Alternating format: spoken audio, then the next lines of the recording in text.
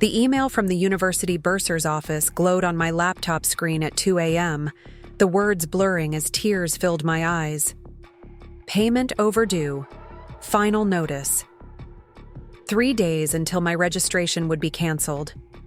3 days until everything I'd worked for would disappear. I tried to breathe, but the panic was overwhelming. My hands trembled as I opened my banking app, already knowing what I'd find. 237. 18.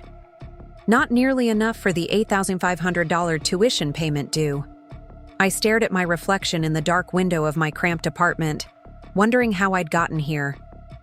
For the first time in my life, I couldn't see a way forward.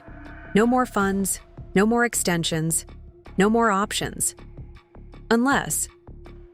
My phone lit up. A text from my mother. Emma, please call us. We need to discuss your situation. My situation. Like this was all my fault. Like I hadn't spent the past 2 weeks desperately trying to reach them after discovering what they'd done. Before we jump back in, tell us where you're tuning in from, and if this story touches you, make sure you're subscribed, because tomorrow, I've saved something extra special for you. My name is Emma Wilson, 22 years old, 6 months away from a degree in environmental engineering, or at least I was supposed to be, until my parents decided my future wasn't as important as my sister's. Growing up in Lakeside, Michigan, I was always the responsible one. When I was 16, my parents started a college fund for me. Every dollar you contribute will match. My father promised, so I worked. Weekends at the local grocery store, summers lifeguarding at the community pool, tutoring younger students in math and science. Every paycheck, I diligently put half into that college fund. By the time I graduated high school, that account had nearly $30,000. When I earned a partial scholarship to Westlake University, my parents beamed with pride. "That's our Emma," my father told relatives at my graduation party. Always planning ahead. Meanwhile, my sister Olivia was different. 2 years younger than me, she floated through high school on natural talent and charm. While I studied, she socialized. While I saved, she spent. Don't get me wrong, I loved my sister. She had a magnetic personality that drew people in, a creativity I'd always envied. But we were different, and I'd made peace with that. That was before my appendix ruptured halfway through my junior year. One moment, I was in the university library preparing for finals. The next, I was doubled over in pain so intense I couldn't stand. My roommate Sophia found me and called an ambulance. Emergency surgery, complications, infection. By the time I was discharged, I'd missed my finals and had to withdraw from the semester. Insurance covered most of the medical bills, but not all of them. The timing couldn't have been worse. I'd just paid for that semester's tuition, and now I'd have to pay again to retake the courses. But I had my college fund. It would be tight, but I could make it work. Or so I thought. The day after I returned to my apartment, still recovering, my phone rang. It was my mother. "Emma, sweetie, how are you feeling?" Her voice had that forced cheerfulness that always meant bad news was coming. "Still sore, but better," I said, easing myself onto the sofa. "The doctor says I need to take it easy for another week."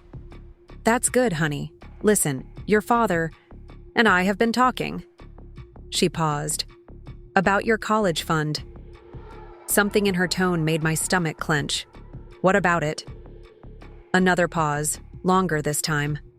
"Well, with you taking a medical withdrawal this semester, it seems like maybe this is a sign you should take some time off." "Take time off? Mom? I'm 6 months from graduating." "I know, but Olivia just got accepted to Eastwood University. It's her dream school, Emma. You know how hard she's worked." I frowned, confused by the change in topic. "That's great, but what does that have to do with my college fund?" The silence that followed told me everything, but I needed to hear her say it. "Mom, Eastwood is very expensive, Emma. Their scholarship only covers part of the tuition, and with your medical bills and having to repeat a semester. We thought, since you're so close to finishing and you're so responsible with money. My body went cold. You're giving my college fund to Olivia. It wasn't a question, but my mother answered anyway. She needs it more than you do, Emma. You've always been so independent, so resourceful. You'll figure something out. You always do. Olivia isn't like you.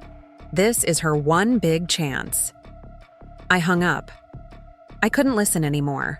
The betrayal was too overwhelming, the injustice too blatant. My money I had earned, saved, sacrificed for, was being taken away without my consent. My future was being traded for my sister's. I needed to be sure, though. With shaking hands, I logged into my bank account to check the college fund. The account still existed, but the balance read $2,431.72, down from $45,000 just weeks before. They'd left me enough to cover the remaining medical bills, nothing more. When I called my father, his response was even worse than my mother's. Emma, you need to be practical about this. You can take a year off, save up again. Olivia's opportunity is now. It's my money too, Dad. I contributed half of that fund. You're an adult, Emma. Sometimes being an adult means making sacrifices for family. What hurt most wasn't just the money. It was the assumption, the certainty that I would simply accept this, that I would nod and smile and figure it out on my own, like I always did. That my dreams, my work, my future were somehow less valuable than my sister's. I spent the next 3 days in a daze. Sophia brought me soup and tea, worried I was having complications from surgery. In reality, I was paralyzed by a mixture of betrayal, rage, and fear. How would I pay for my final semester? My rent? My books? Should I drop out? Get a full-time job? Try again in a year or two? On the 4th day, I received a call from an unexpected source, my grandmother Eleanor. Emma, your cousin Ethan told me what happened. Is it true? Did they really take your college money for Olivia? My grandmother had always been the family truth teller, the one person who never sugarcoated reality. At 78, she still lived alone on the small farm where she'd raised my father. Still drove herself into town every day to volunteer at the library. Still balanced her checkbook by hand each month. Yes, I admitted, relieved to finally say it out, loud to someone who might understand. Almost all of it. Her silence spoke volumes. Then, come see me tomorrow. We need to talk. The next morning, I drove the 30 minutes to Grandma Eleanor's farmhouse. The familiar gravel driveway, the weathered blue shutters, the ancient oak tree. It all looked the same, a stark contrast to how different I felt inside. Grandma was waiting on the porch, 2 mugs of coffee beside her. She hugged me carefully, mindful of my healing incision. Let me look at you, she said, stepping back. Her shrewd eyes missed nothing. You've lost weight and sleep. It wasn't a question. We settled into the worn wicker chairs that had been on that porch for as long as I could remember. Now, she said, tell me everything. And I did. The emergency surgery, the withdrawn semester, the discovery of the emptied account, my parents' excuses. By the time I finished, my coffee was cold, and Grandma's expression was thunderous. Your father was always soft on Olivia, she said finally. But this is theft, plain and simple. Hearing someone else call it what it was, theft, released something in me. The tears I'd been holding back for days finally came, hot and fast. Grandma let me cry it out. When I finally wiped my eyes, she was looking at me with a mixture of compassion and determination. Here's what we're going to do, she said, her voice firm. First, we document everything. Statements showing your contributions to that account. The withdrawal history, those text messages from your parents. I blinked, surprised by her practical approach. What good will that do? Evidence, Emma. Always start with evidence. She reached for her ancient flip phone. Now, I'm going. To call your father. Grandma, no. But she was already dialing. When my father answered, she put the phone on speaker. Robert, it's your mother. Mom, is everything okay? No, everything is not okay. Emma is here with me. She's told me what you and Jennifer did with her college fund. A pause. Mom, that's a family matter. Theft is a legal matter, Robert. Her voice was steel. That money wasn't just yours to take. Emma contributed half of it from her own earnings. We're her parents, and she's an adult who worked for that money. You made an agreement with her. You broke it. Another pause, longer this time. What do you want, Mom? I want you to make this right. Return Emma's portion of the money immediately, the portion she earned. Figure out another way to handle Olivia's tuition. My father's voice hardened. We can't do that. The money's already been committed to Eastwood. Olivia's enrollment deposit is non-refundable. Grandma's eyes met mine, a silent message passing between us. Then you'd better find another way to make this right, Robert, because Emma isn't going to just accept this and move on. She hung up before he could respond. He won't give in, I said quietly. No, he won't, Grandma agreed. At least not easily. But this isn't over, Emma. Not by a long shot. She stood up, wincing slightly as her arthritic knees protested. Come inside. I need to show you something. I followed her into the house, through the kitchen with its 1970s wallpaper, into the small study that had once been my grandfather's domain. Preparing and narrating this story took us a lot of time, so if you are enjoying it, subscribe to our channel. It means a lot to us. Now back to the story. She unlocked the bottom drawer of the desk and pulled out a folder. Your grandfather was a careful man, she said, opening the folder. He never trusted banks completely, always kept careful records. She handed me a bank statement. It took me a moment to understand what I was seeing. A certificate of deposit in my name, with my grandmother listed as custodian. Balance, $15,000. Grandma, what is this? Your grandfather set it aside when you were born. It matured when you turned 18, but I kept it separate, thinking, you might need it someday for a house down payment or an emergency. She smiled sadly. I suppose this qualifies. I stared at the statement, overwhelmed. I can't take this. You're not taking it. It's already yours. Has been for years. She closed the folder. It won't cover everything, but it's a start. That night, back in my apartment, I called my academic advisor, Dr. Martinez, with my grandmother's gift and an emergency grant from the university. I could cover most of my remaining tuition. I would need to work more hours to cover living expenses, but it was possible. I would graduate on time. But something had changed inside me. This wasn't just about the money anymore. It was about standing up for myself, about refusing to be the convenient one, the responsible one who could be taken advantage of because she'll figure it out. The next morning, I received a text from my sister Olivia. Emma, please talk to me. Mom and Dad said you're upset about the college money thing. Can we meet? I stared at the message for a long time. Olivia had always been oblivious to the different standards our parents held us to. Was she knowingly benefiting from their favoritism? Or was she just accepting what was offered without questioning it?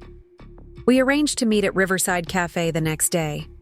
I arrived early, claiming a quiet corner table. When Olivia walked in, I was struck by how carefree she looked. Designer jeans, new highlights in her hair, a confidence that came from never having to worry that the ground might suddenly disappear beneath your feet. Emma! She hugged me, like nothing was wrong. How are you feeling? Mom said your surgery was really scary. I'm better, I said, not returning her enthusiasm. Olivia, Did you know where the money for Eastwood came from?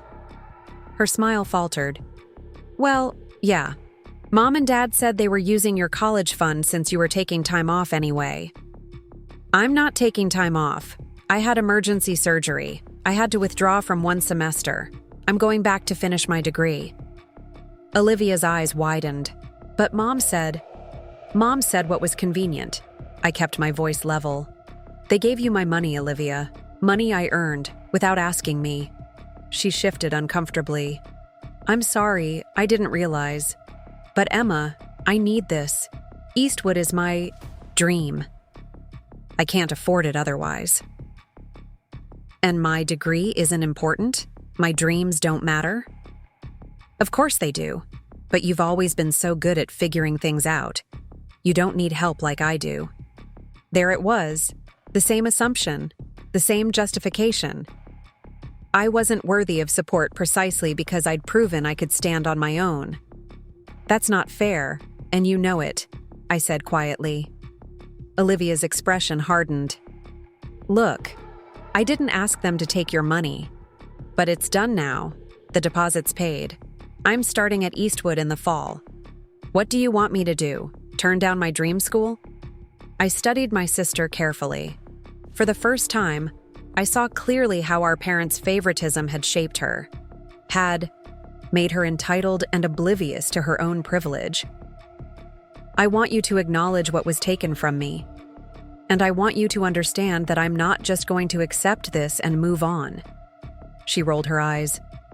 What are you going to do, Sue, Mom? And Dad? I smiled, a calm certainty settling over me. No, Olivia. I'm going to make sure they never underestimate me again.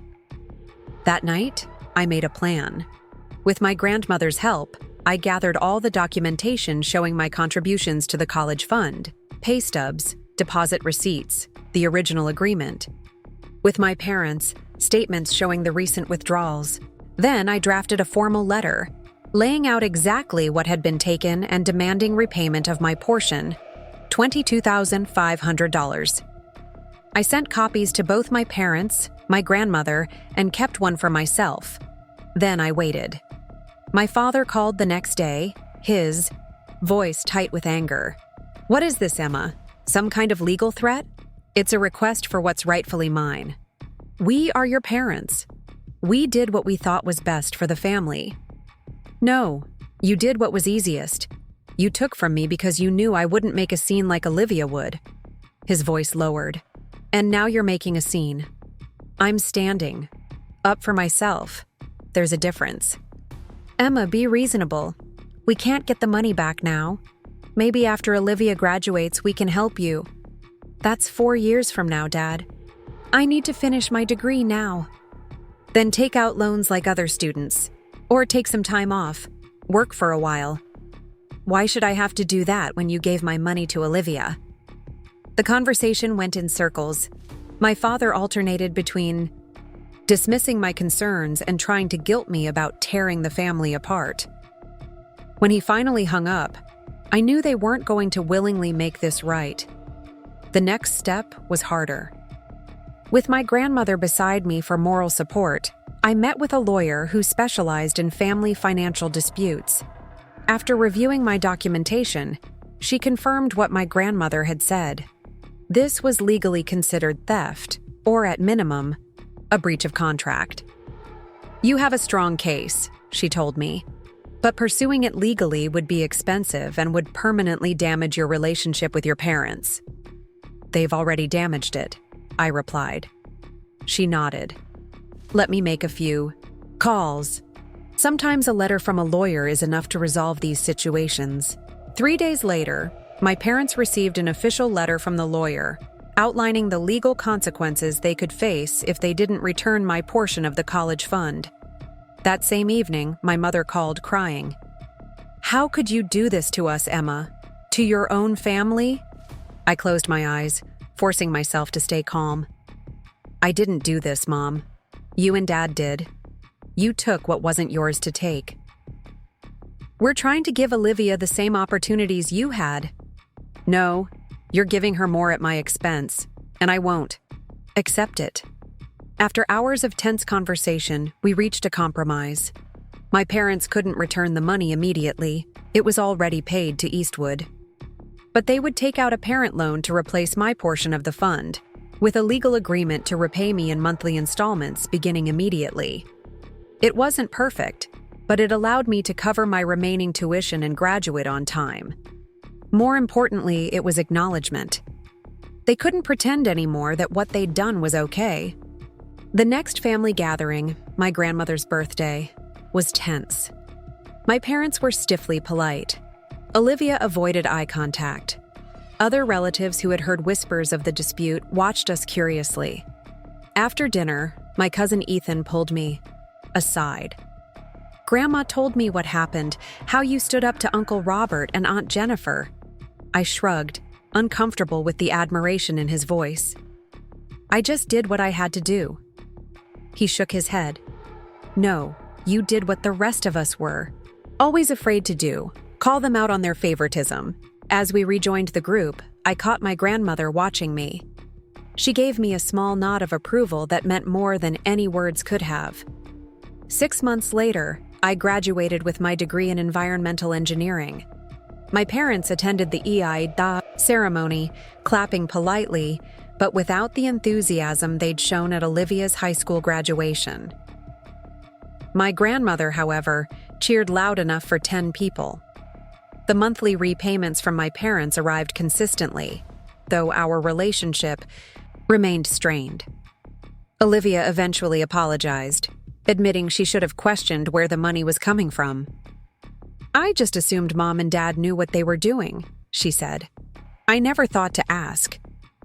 I forgave her, though something fundamental had changed between us.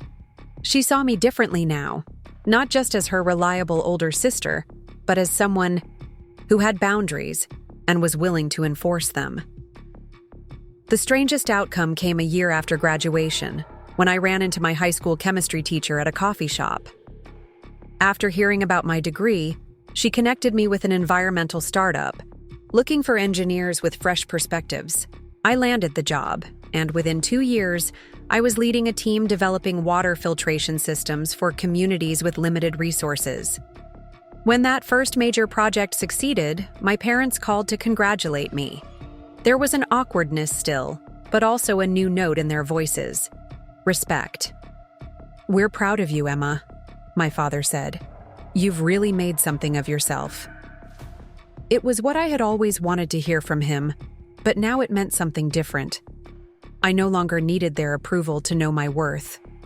I used my first bonus to set up a scholarship fund at Westlake University, specifically for students facing financial emergencies. The Emma Wilson continuation grant wasn't large, but it could mean the difference between dropping out and graduating for someone like me. Looking back now, I realize that what my parents did, as hurtful and wrong as it was, taught me something essential. It taught me that I am responsible for protecting my boundaries, for demanding respect, for refusing to be the convenient solution to someone else's problem. Sometimes the hardest people to stand up to are the ones who should have been standing up for you all along. But when you finally do, you discover a strength you never knew you had. My name is Emma Wilson. I refuse to let others decide my worth or my future, and that made all the difference. The drive back from Grandma Eleanor's farmhouse gave me time to think.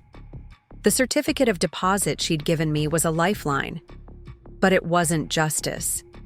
As I pulled onto the highway, watching the old farmhouse disappear in my rearview mirror, her words echoed in my mind.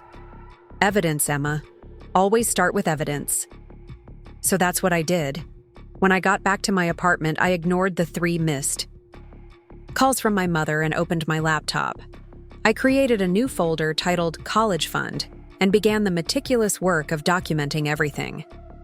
First, I logged into my bank account and downloaded 4 years of statements showing my regular deposits into the college fund. Every paycheck, every summer job, every tutoring session, all carefully saved, just as my parents had taught me. Next, I pulled up the email from when the account was first created. There it was in black and white. This joint account is established for Emma Wilson's college education.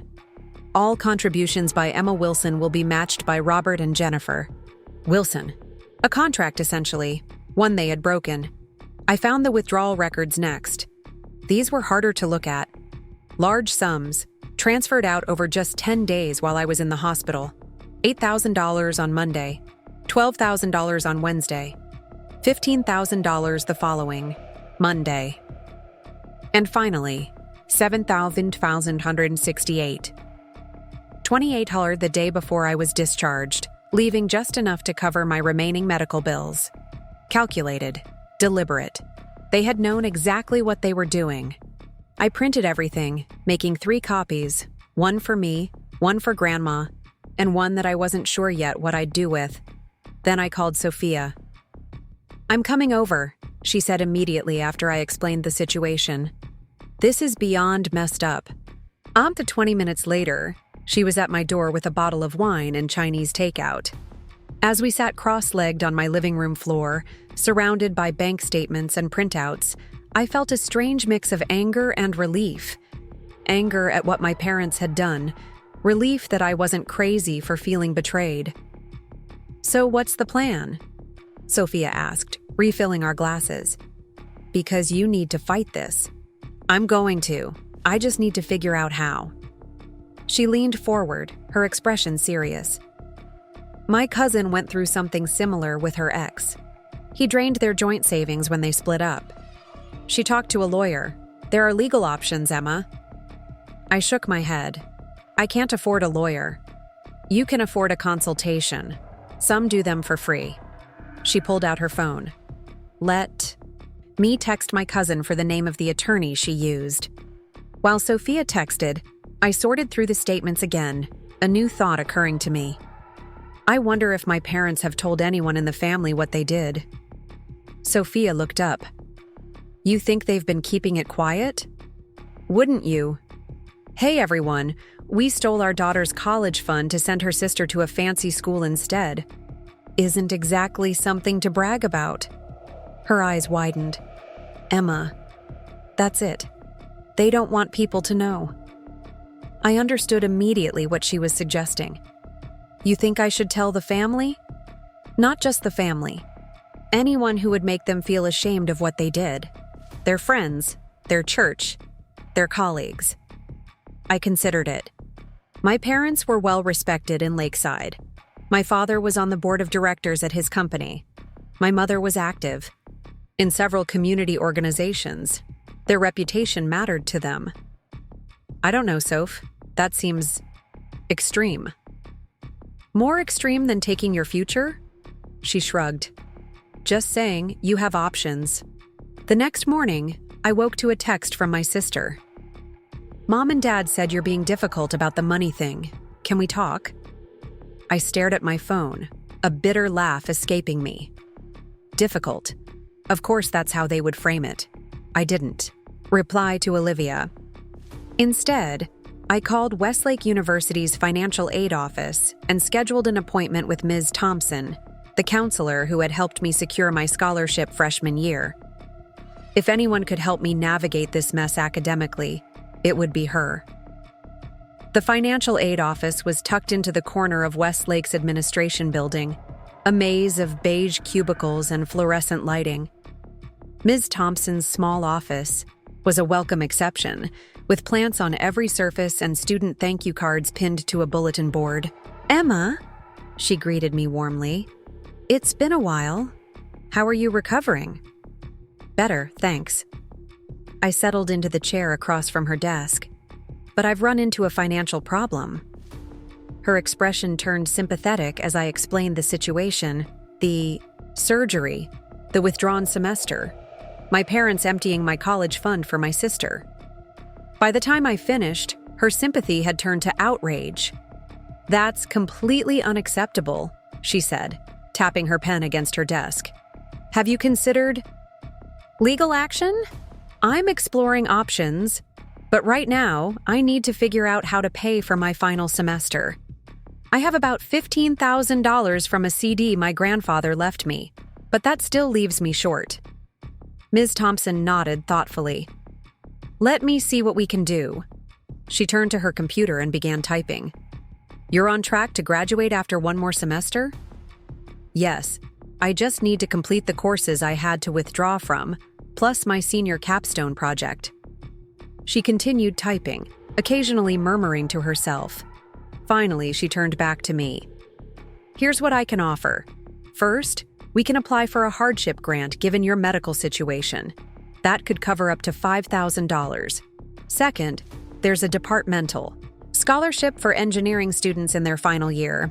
It's competitive, but with your GPA, you have a good chance. Hope flickered inside me for the first time in days. And if I get both? Between those, your grandfather's CD, and potentially working as a teaching assistant in the department, you should be able to cover your remaining tuition and basic expenses. It won't be easy, Emma. You'll be working while taking a full course load, and the margin for error will be very small. I can handle it, I said firmly, and I meant it. I'd work 20 hours a day if that's what it took to graduate without being further indebted to my parents. As I left Ms. Thompson's office, my phone buzzed with another text from Olivia. Seriously, Emma, we need to talk. You're making Mom cry. I felt a flare of anger. Making Mom cry? What about what they had done to me?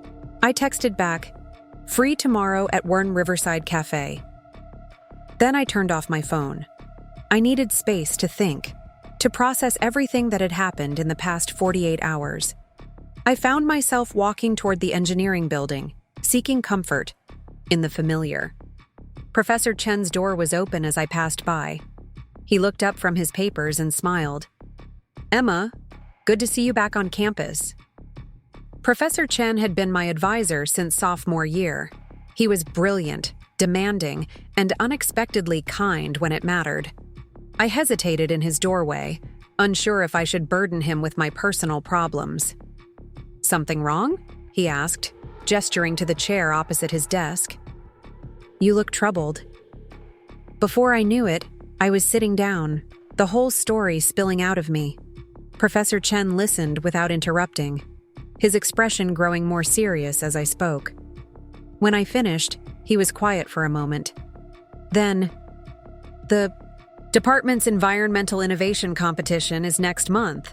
The prize is $10,000. I blinked, caught off guard by the change in topic. I know, but I'm not ready. My project isn't. Your work on scalable water filtration systems for developing communities is exactly what the judges are looking for. You just need to refine your prototype and prepare your presentation. Professor, with everything going on, Emma. His voice was gentle but firm. You are one of the most talented students I've seen in 20 years of teaching. Don't let what your parents did derail your potential. Use it as fuel. I left his office with a strange sense of determination. Yes, I had been wronged. Yes, I was angry and hurt, but I was also still me. Still capable, still driven, still in control of my own future. The next day, I arrived at Riverside Cafe early, claiming a quiet corner table with my back to the wall. I ordered a black coffee and sipped it slowly, mentally preparing for the conversation with Olivia. When she finally arrived, 15 minutes late, she looked frazzled and defensive. You could have answered my other texts, she said, sliding into the seat across from me. I needed time to think. I kept my voice neutral, studying my sister. Olivia had always been the family favorite, prettier, more charismatic, more normal, according to our parents' definition. Where I was serious and focused, she was social and adaptable. Where I challenged and questioned, she smiled and complied. Mom and Dad said you're threatening legal action. She lowered her voice, glancing around as if afraid someone might overhear. Is that true? I'm exploring my options. Emma, that's insane. They're our parents, not criminals. I leaned forward. They took money that was partly mine, money I earned, without my permission. What would you call that? Olivia rolled her eyes. They're helping me pay for college. It's not like they spent it on a vacation. No, they spent it on your college instead of mine. Why is your education more important than mine? She had the grace to look uncomfortable. It's not more important. It's just different. Eastwood is really expensive and Westlake isn't free, Olivia. I still have to pay tuition, rent, books. I still need to eat and put gas in. My car. That money was for my education. So what do you want me to do? Turn down Eastwood? Give up my dream school because you're mad at mom and dad? I studied my sister, really seeing her for perhaps the first time. She wasn't malicious, just self-centered and entitled, shaped by years of being the family priority. She genuinely couldn't understand why I was upset, because she had never been asked to consider anyone's needs but her own. I don't expect you to give up Eastwood, I said finally. But I do expect you to acknowledge what was taken from me. And I expect you to stop acting like I'm the villain for standing up for myself. She fidgeted with her coffee cup. Look, I didn't ask them to take your money. Did you ask where the money for Eastwood was coming from at all? Her silence was answer enough. That's the problem, Olivia. You never have to ask. You just assume. Things will work out for you because they always do. Someone else always pays the price for your opportunities, and you don't even notice. That's not fair, isn't it? I pulled out the bank statements I'd brought with me. Here are the withdrawals they made while I was in the hospital recovering from emergency surgery. Tell me what's fair about that. Olivia skimmed the statements, her expression shifting from defensive to troubled. I didn't know it was this much money, or that you contributed so much yourself. She looked up. But what am I supposed to do now? The deposit to Eastwood is already paid. Classes start in 2 months. I'm not asking you to do anything about Eastwood.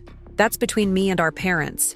But I am asking you to stop texting me about how I'm making mom cry. I'm asking you to recognize that I have every right to be angry. And I'm asking you to stay out of whatever happens next. She nodded slowly. I can do that. But Emma, don't destroy our family over this. Please. As I watched her leave, I wondered if it was already too late for that warning. Some betrayals cut too deep for easy forgiveness. That evening my phone rang. My father's name flashed on the screen. I almost didn't answer, but something told me I should hear what he had to say. Emma. His voice was tense, controlled. Olivia told us about your meeting. Did she tell you I showed her the bank statements? A pause. Yes. Look, I understand you're upset. Do you? I cut him off. Because from where I'm sitting, it doesn't seem like you understand at all. Emma, we had to make a difficult decision. Olivia's acceptance to Eastwood came with a tight deadline. We didn't have time to discuss it with you, especially with you recovering from surgery. That's convenient, Dad. Too sick to consult, but not too sick to rob. Watch your tone, young lady. Or what? You'll take more from me? There's nothing left to take. The silence stretched between us. When he spoke again, his voice was quieter. What do you want, Emma? It was the first real question he'd asked me since this began. I want my portion of the college fund back, the money I earned, every cent of it. That's not possible right now. The money has been paid to Eastwood. Then figure it out. Take out a loan. Use your savings. Sell something. I don't care how you do it, but I want my money back. And if we can't do that immediately, then I'll be filing a police report for theft and speaking to a lawyer about my options. Another long silence. You would really do that to your own family? You did this to our family, Dad. Not me. You chose Olivia over me like you always have. You just went too far this time. That's not true. We've always supported both of you. I laughed, a harsh sound even to my own ears. Really? Who paid for piano lessons when I wanted to learn, but sent Olivia to music camp every summer, who told me to apply for scholarships while paying Olivia's application fees for 12 different colleges. This isn't new, Dad. It's just the most extreme example. Emma, I'm done talking. You have 1 week to figure out how you're going to pay me back. After that, I'm taking action. I hung up before he could respond. My hands were shaking, my heart racing. I had never spoken to my father that way before. Part of me was terrified at my own audacity, but another part, a stronger part, felt something like liberation. The next day, Sophia helped me draft a formal letter to my parents, outlining exactly what had been taken and my demand for repayment. We printed it on heavy paper from the university print shop, making it look as official as possible. "This is good," Sophia said, reading it over one last time. "Firm, but not emotional. Specific about what you want. Clear about the consequences, if they don't comply." I sealed the letter in an envelope, addressing it to both my parents. "You really think they'll take this seriously?" "They'll take it seriously because they know you're serious. You've never pushed back like this before. Emma, they're counting on you folding like you always have." She was right.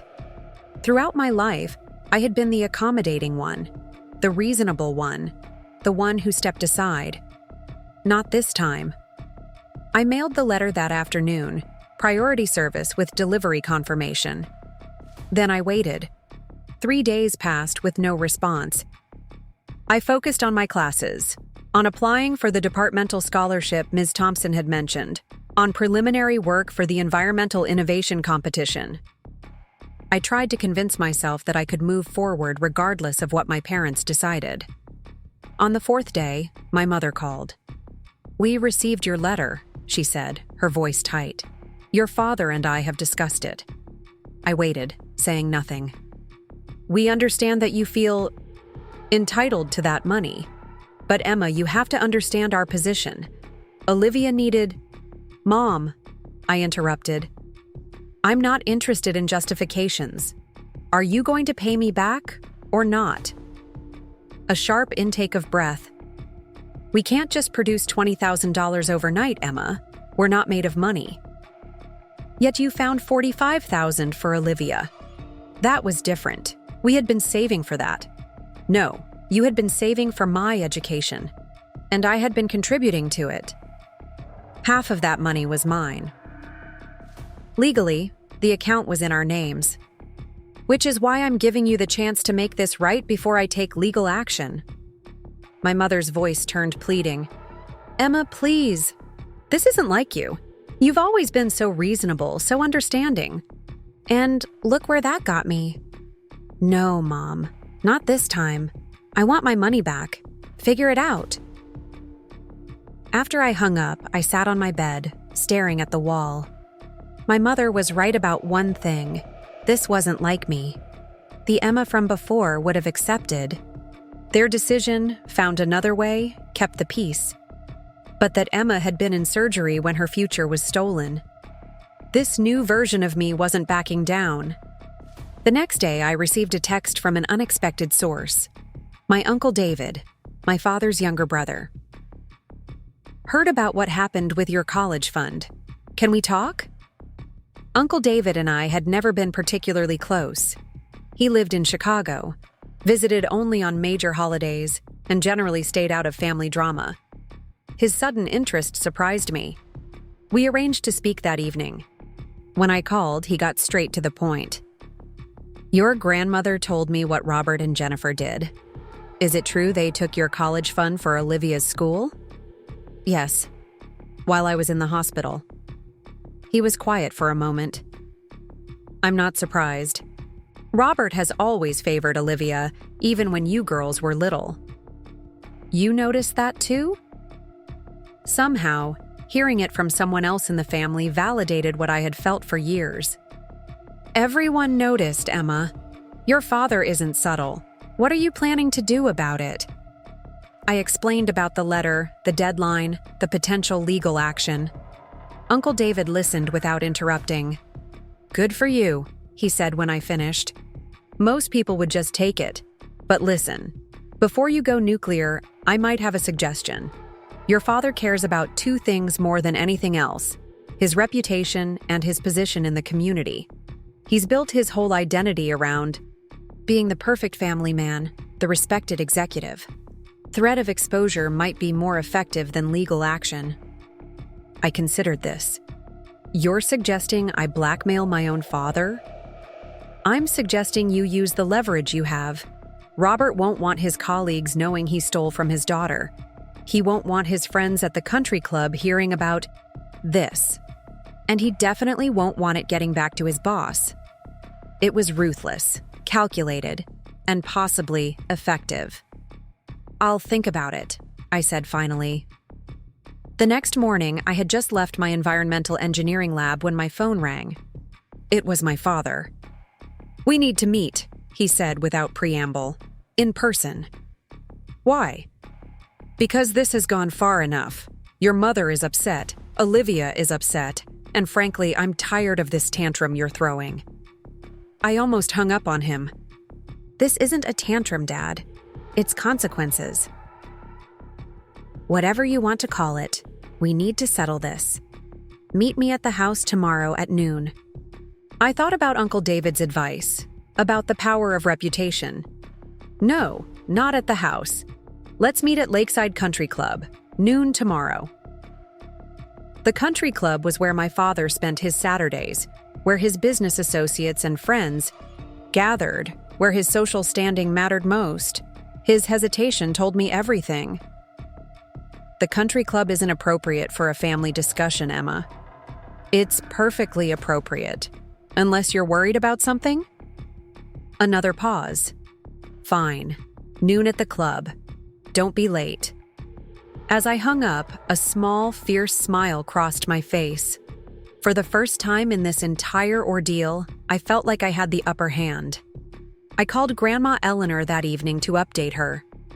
"He agreed to meet at the country club," I told her. Uncle David was right. "Of course he was," she chuckled. "Your uncle knows your father better than Robert knows himself. Are you ready for tomorrow?" "I think so. I'm nervous, but also determined." "Good. Remember, Emma, this isn't just about the money. It's about teaching Robert that he can't treat you as an afterthought, that your future matters just as much as Olivia's." Her words stayed with me as I prepared for the meeting. I chose my outfit carefully. A navy blue dress that was professional yet appropriate for the club, pearl earrings that had been a graduation gift from my grandmother, hair pulled back neatly. I wanted to look composed, serious, adult. Not like someone throwing a tantrum.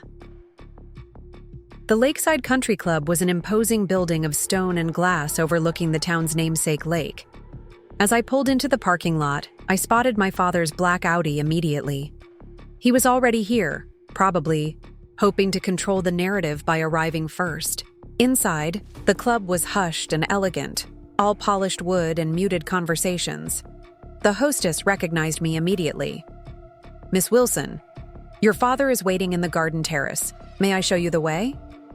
I nodded, following her through the main dining room where several of my father's colleagues were having lunch. They smiled and nodded as I passed. I smiled back, knowing their presence here was exactly the leverage I needed. My father was alone at a corner table on the terrace, nursing what looked like a scotch despite the early hour. He stood when he saw me, his expression guarded. "Emma."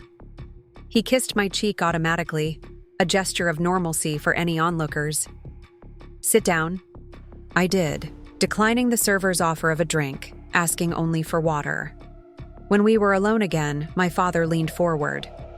"This has to stop, Emma. Your mother can barely sleep. Olivia feels terrible. You've upset the entire family." "I'm not the one who took someone else's money, Dad." He flinched slightly, glancing around to ensure no one had heard. "Lower your voice. This isn't the place for this conversation." "Isn't it?"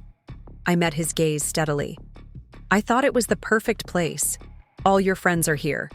Your golf buddies." Mr. Harrison from the board. I noticed they all seemed happy to see me. His eyes narrowed. Is that what this is?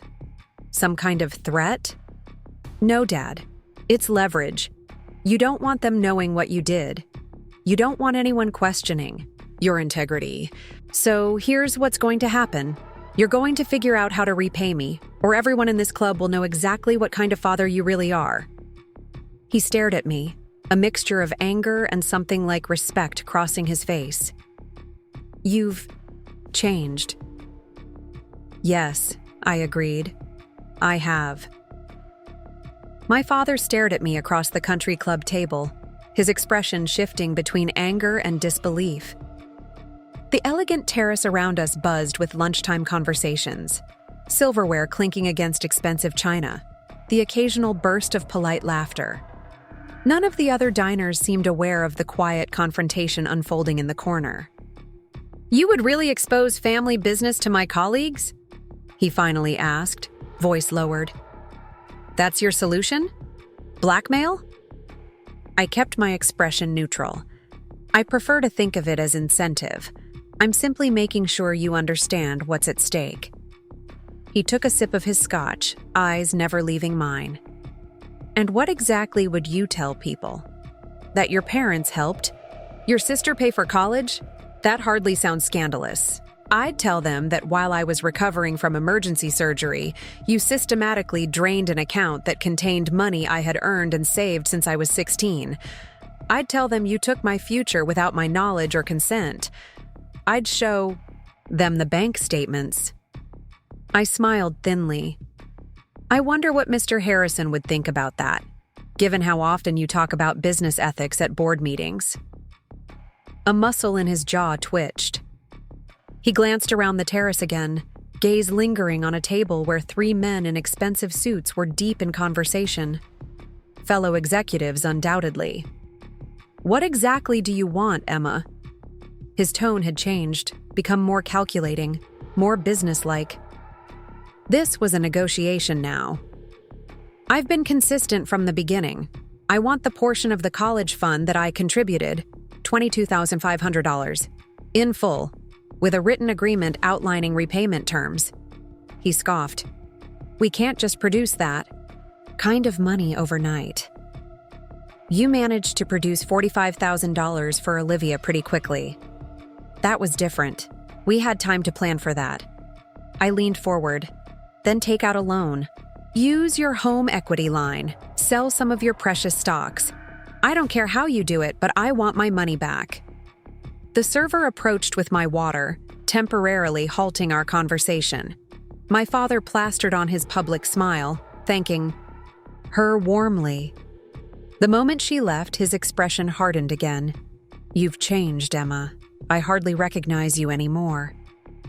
Funny how having your future stolen will do that to a person. He sighed heavily, swirling the amber liquid in his glass. Let's say we agree to repay you. What's to stop you from telling people anyway? Once we've given you what you want, we lose our leverage. I almost laughed at the irony. He was worried about losing leverage, as if he were the victim here. You'll have to trust me, Dad, the same way I trusted you to safeguard my college fund. His mouth tightened at the barb. For a long moment, he said nothing, just studied me as if seeing me for the first time. Finally, he nodded once, a sharp, decisive movement. Fine. Your mother and I will figure something out, but I want a signed agreement that this matter stays private. And once it's settled, we never speak of it again. That's acceptable, I replied coolly, as if we were concluding a business meeting rather than negotiating the wreckage of our relationship. I'll have a document drawn up. I'll have our lawyer prepare something. No, I'll have my lawyer prepare it. The words came out automatically, though I didn't actually have a lawyer yet. But I wasn't about to let him control this process. He raised an eyebrow. Your lawyer? Yes. I'll send you the agreement by the end of the week. You'll have 3 days to sign it and provide proof that you've arranged financing for the repayment. My father drained his scotch and set the glass down with deliberate care. You know, Emma, someday you might need our help again. You might want to consider the bridges you're burning here. The implied threat was clear: help now in exchange for compliance later. The old Emma might have wavered, might have considered family peace worth the sacrifice, but that Emma had died in a hospital bed while her parents emptied her bank account. I'd rather build my own bridges than rely on ones that collapse when I need them most, I replied evenly. I stood, smoothing my dress. I'll be in touch with the agreement. Enjoy the rest of your lunch, Dad. As I walked back through the dining room, several of my father's associates nodded in greeting. I smiled back, the perfect daughter in their eyes. They had no idea what had just transpired, but my father did. And judging by the way he remained frozen at our table, staring into his empty glass, the message had been received. Outside in the parking lot, my hands finally began to shake as the adrenaline ebbed. I sat in my car for several minutes, breathing deeply, processing what had just happened. I had stood up to my father, not with tears or recriminations, but with calm, calculated pressure applied exactly where it would hurt most. His reputation, his standing, his carefully constructed image. I called Sophia as I drove back to campus. "How did it go?" she asked immediately. "He agreed to all of it." "Holy shit, Em, that's amazing!" Her voice was jubilant. "What did you say to him?" "I reminded him how much he values his reputation at the club, how his colleagues might view his actions differently than he does." Sophia whistled. "Damn, that's cold. I'm impressed." "I learned from the best," I replied, thinking not of my father but of my grandmother, Eleanor Wilson, who had survived 50 years of Robert Wilson's manipulations and still managed to maintain her strength and dignity. So, what now? Now, I need to find a lawyer to draw up the agreement, one who isn't connected to my family. Sophia was quiet for a moment. "My cousin's lawyer. Let me call her." By the time I reached campus, Sophia had texted me a name and number: Julia Reynolds, attorney at law, specializing in family financial disputes. I called from the parking lot and was surprised when Ms. Reynolds herself answered. "Your roommates. Cousin mentioned your situation," she said after I explained who I was. "I might be able to help. Can you come in tomorrow morning?" The next day, I sat in Julia Reynolds' modest office, recounting the entire saga once more. She took notes, occasionally asking for clarification, her expression professional but sympathetic. "Your case is straightforward from a legal perspective," she said when I finished. "You contributed to a joint account with a specific purpose. There's documented evidence of both your contributions and the intent of the account. The fact that your parents drained it while you were incapacitated makes their position even weaker. So they have no legal right to take that money? Not your portion, no. And given the circumstances, a court might even require them to return the full amount, regardless of who contributed what." She tapped her pen against her notepad. "But I understand you want to resolve this without a full legal battle?" I nodded. "I just want my portion back. I don't want this dragging out in court." "Then let's draft an agreement that protects your interests while giving your parents a path to resolution." She turned to her computer. "I'll prepare a repayment contract with specific terms and a confidentiality clause. You mentioned your father wanted privacy. We can use that as leverage to ensure compliance." 2 hours later, I left with a comprehensive legal document. My parents would repay my contribution of $2,500 in full within 6 months, with minimum monthly payments of $3,750.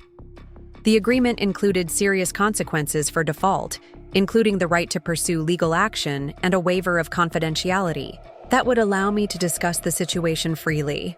"This is exactly what I needed," I told Ms. Reynolds as she walked me out. "How much do I owe you?" She smiled. "Sophia's cousin already took care of it. Consider it a gift from someone who understands what you're going through."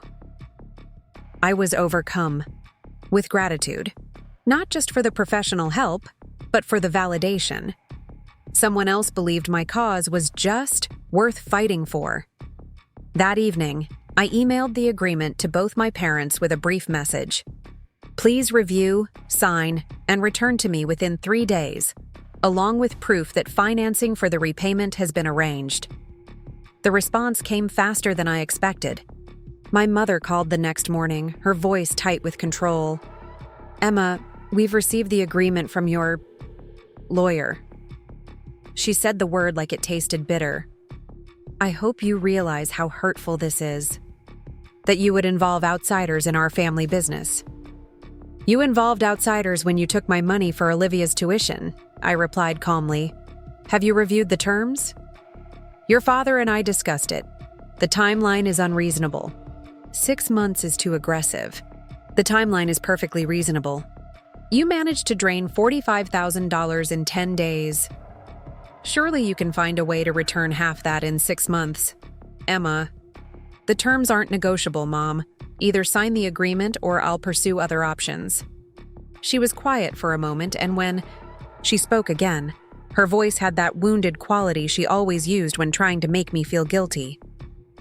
"I don't understand how you became so cold. This isn't how we raised you." The comment stung, but I pushed past it.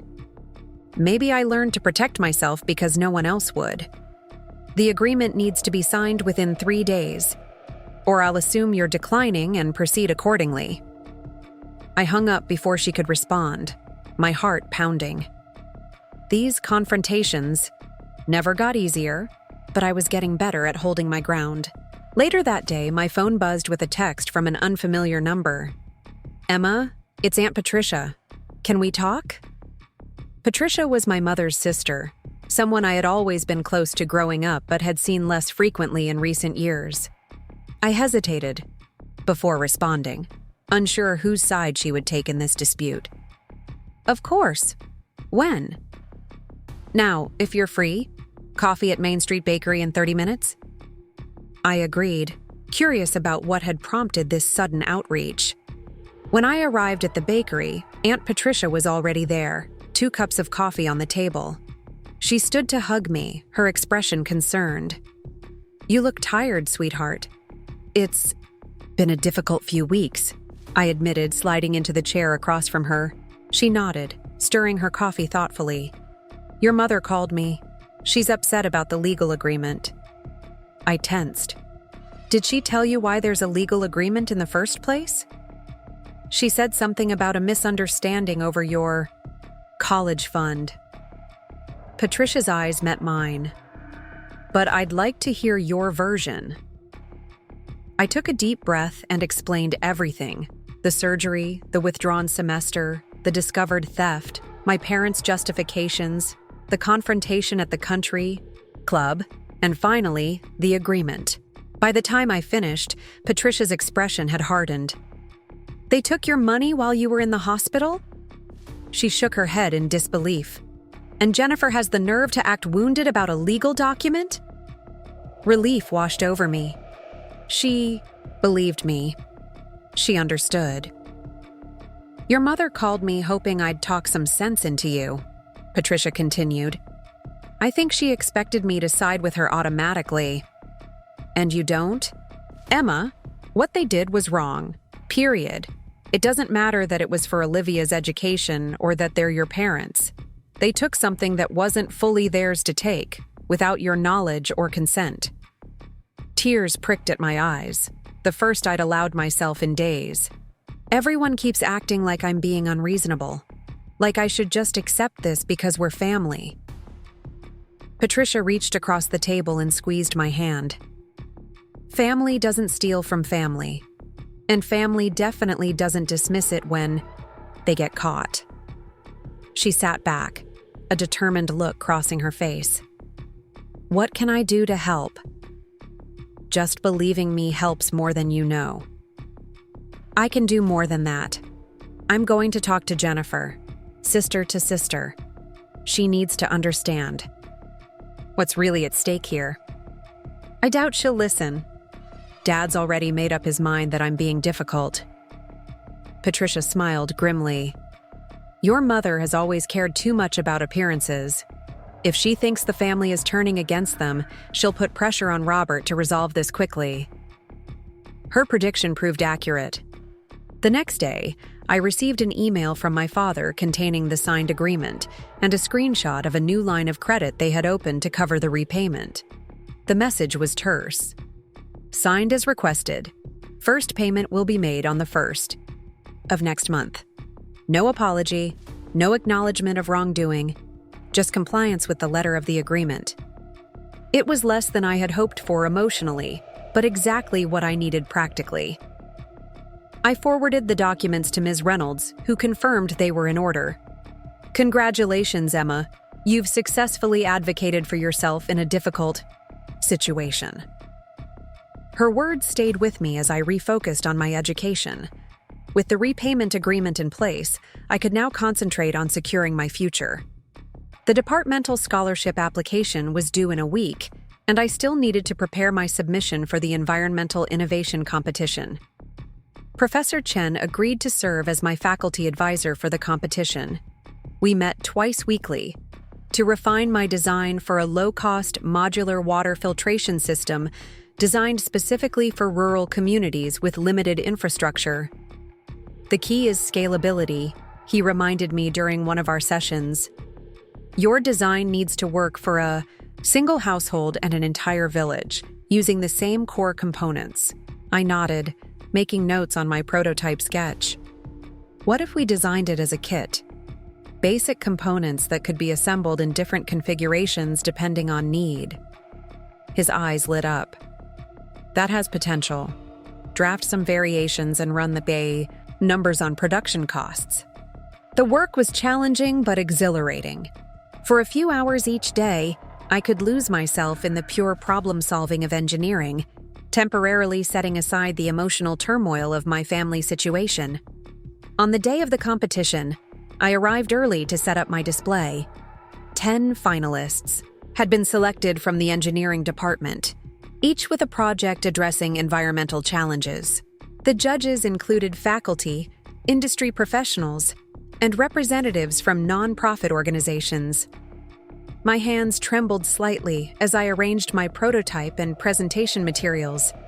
The $10,000 prize would make a significant difference in my financial situation, allowing me to focus more on my studies and less on working extra hours to make ends meet. Nervous? A voice asked from behind me. I turned to find Professor Chen, his expression encouraging. A little, I admitted. Don't be. Your work speaks for itself. He glanced at my display. Remember, these judges are looking for innovation that can make a real-world impact. Your system does that. The competition format was straightforward. Each finalist had 10 minutes to present their project, followed by 5 minutes of questions from the judges. As the fourth presenter, I had time to observe the others and gauge the judges' reactions. When my turn came, I stepped up to the podium, took a deep breath, and began. Access to clean water isn't just an environmental issue. It's a human rights issue, an economic issue, and a matter of global justice. My project addresses this challenge through an adaptable, affordable filtration system designed specifically for communities with limited resources. I walked the judges through my design, emphasizing its unique features, locally sourceable materials, simple maintenance requirements, and modular architecture that could scale from a single family to an entire community. What sets this system apart isn't just its effectiveness at removing contaminants, I explained, but its accessibility.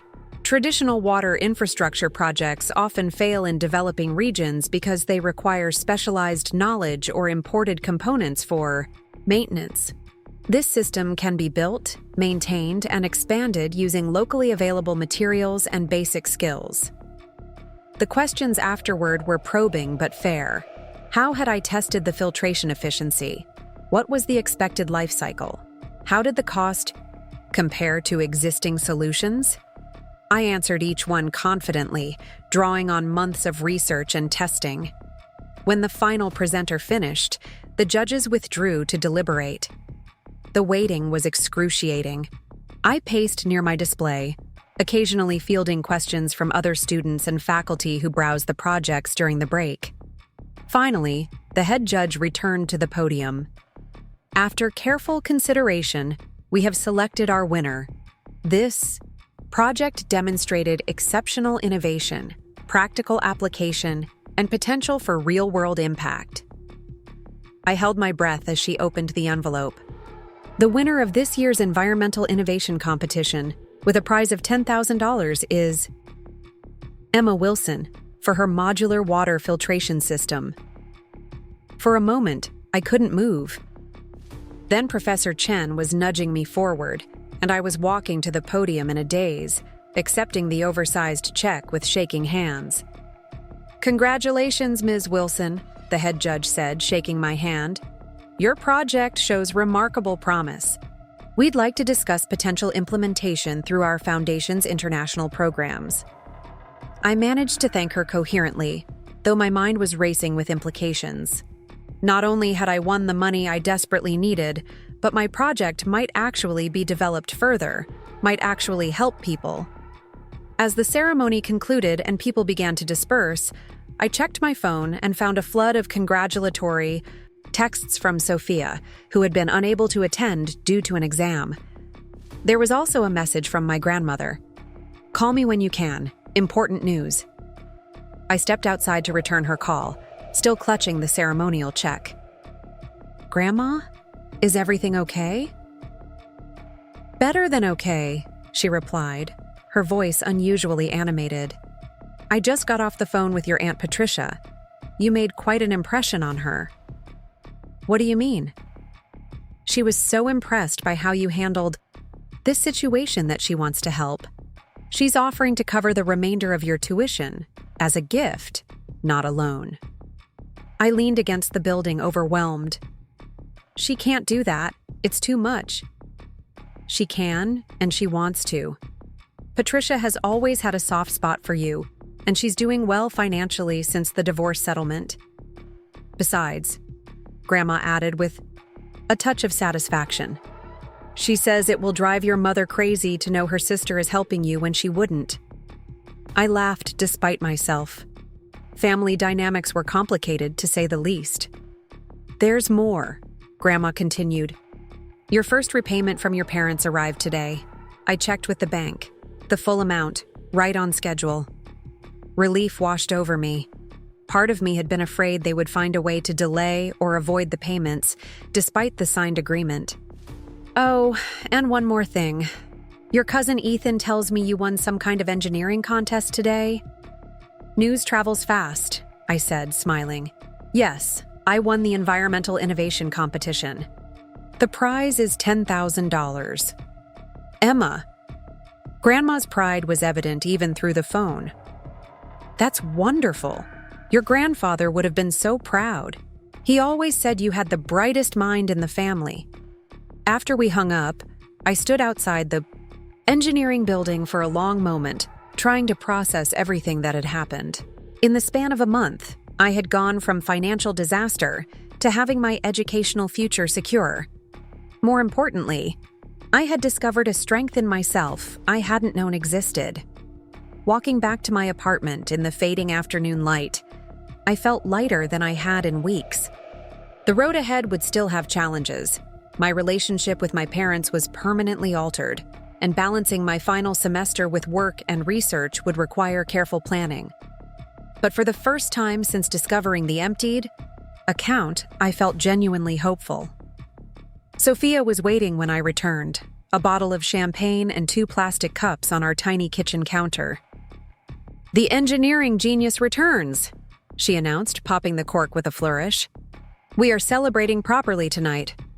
I laughed, setting down my backpack and the oversized check. "I can't believe it all worked out." "I can," she replied, handing me a cup of bubbling champagne. "You refused to be a doormat. You fought for what was yours. Of course it worked out." We clinked cups in a toast. "To standing up for yourself," Sophia declared. "And to unexpected allies," I added, thinking of Aunt Patricia, Professor Chen, and all the others who had supported me when I needed it most. Later that evening, as Sophia dozed on the sofa after our celebration, I checked my email one last time before bed. Among the congratulatory messages from classmates and professors was one from an unexpected sender, Olivia. I heard about your engineering award. That's really amazing, Emma. I know things are weird between us right now, but I wanted you to know I'm proud of you. Maybe we can talk soon. I stared at the message, conflicting emotions washing over me. My relationship with Olivia had always been complicated. Part rivalry, part genuine sisterly affection, all filtered through our parents' obvious favoritism. I wasn't ready to fully reconnect, but perhaps a door could remain slightly ajar. Thanks, I replied simply. Maybe coffee when I'm less busy with finals. As I prepared for bed, my phone pinged with a text message from my father. Congratulations on the engineering award. Well deserved. No mention of our agreement, no acknowledgement of the situation. Just a brief recognition of my accomplishment. It was the most he had said to me since the day at the country club. I didn't reply. Some bridges, once damaged, could only be rebuilt slowly, if at all. For now, it was enough that he had acknowledged my achievement, that the first repayment had arrived on time, that my path forward was clear. The next morning, I woke early and headed to the engineering lab. There was work to be done on my water filtration system, refinements suggested by the judges, potential adaptations for different environments. I had promised to meet Professor Chen to discuss next steps for the project. As I crossed the campus in the crisp morning air, I felt a renewed sense of purpose. The past month had changed me fundamentally. I had discovered my own resilience, had learned to advocate for myself without apology, had found allies I never knew I had. My parents had taken my money, thinking I would simply accept their decision because she'll figure it out. And they were right in one respect. I had figured it out, just not in the way they expected.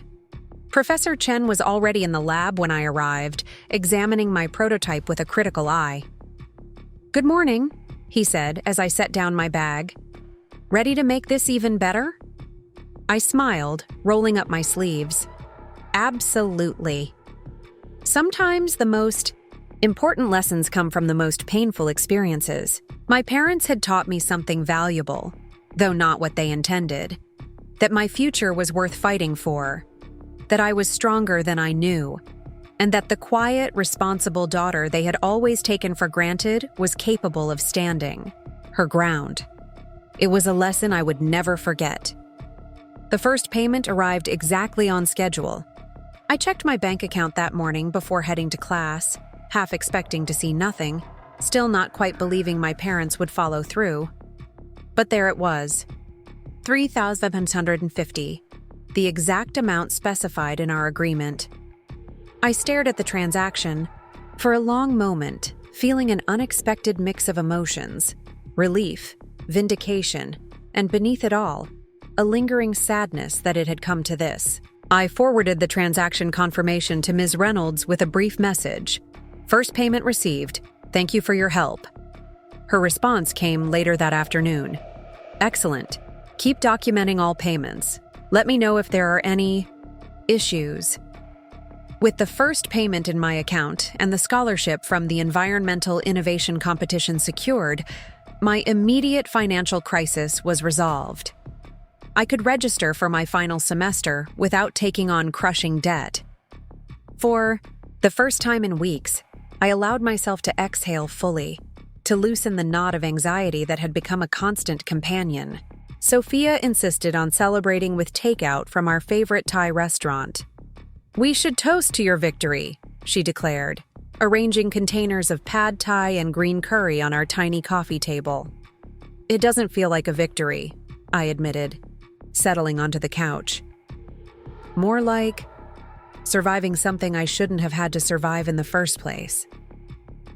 She passed me a container and chopsticks. "That's because it's not over yet.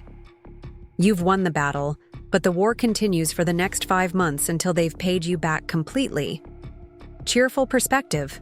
I said dryly. Realistic perspective. Your parents didn't suddenly become trustworthy people. They're following the agreement because they have to, not because they believe they were wrong.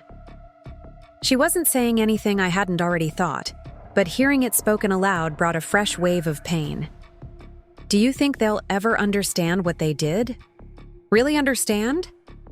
Sophia considered this, twirling noodles around her chopsticks. Honestly, I don't know. Some people are incapable of admitting they've done something wrong, even to themselves, especially to themselves. I pushed a piece of tofu around my container, appetite suddenly diminished. It would just be nice to hear them say they're sorry, to acknowledge that what they did hurt me. I know. She reached over and squeezed my arm. But don't wait around for that apology, Em. It might never come. The next morning, I received an unexpected email from Dr. Harrison, the head judge, from the Environmental Innovation Competition. Ms. Wilson, I'd like to discuss your filtration system further. Are you available to meet this week? Several members of our foundation's international development team are interested in your design. I read the message twice, ensuring I hadn't misunderstood. The Harrison Foundation was one of the largest environmental nonprofits in the country, known for implementing sustainable infrastructure projects in developing regions. This was an opportunity beyond anything I had imagined when entering the competition. Professor Chen was equally excited when I shared the news. This could be significant, Emma. The Harrison Foundation has the resources to take your project from prototype to implementation. They work in dozens of countries. Do you think they're really serious about developing it? I asked, still hesitant to get my hopes up. Harrison doesn't waste time on courtesy meetings, Professor Chen replied. If he wants to talk, it's because he sees potential in your work.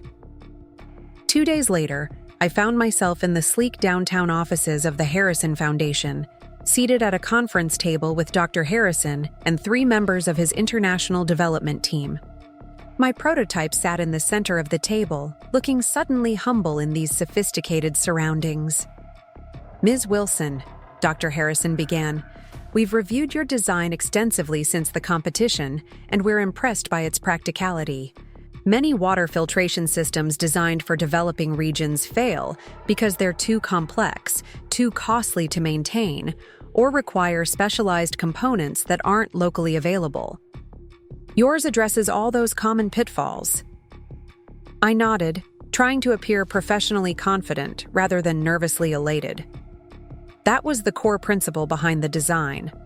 A system that could be built, maintained, and scaled using locally available materials and basic skills. One of the team members, a woman introduced as Dr. Patel, leaned forward. We have 3 active projects where your system could potentially be implemented. Communities in rural Ethiopia, a region in northern India affected by industrial contamination, and a coastal area in the Philippines recovering from typhoon damage. Each presents different challenges in terms of water quality and infrastructure. Would your system be adaptable to those varied conditions? Another team member asked. Yes, I answered without hesitation. The filtration media can be customized based on specific contaminants, and the modular design allows scaling to match community size and available resources.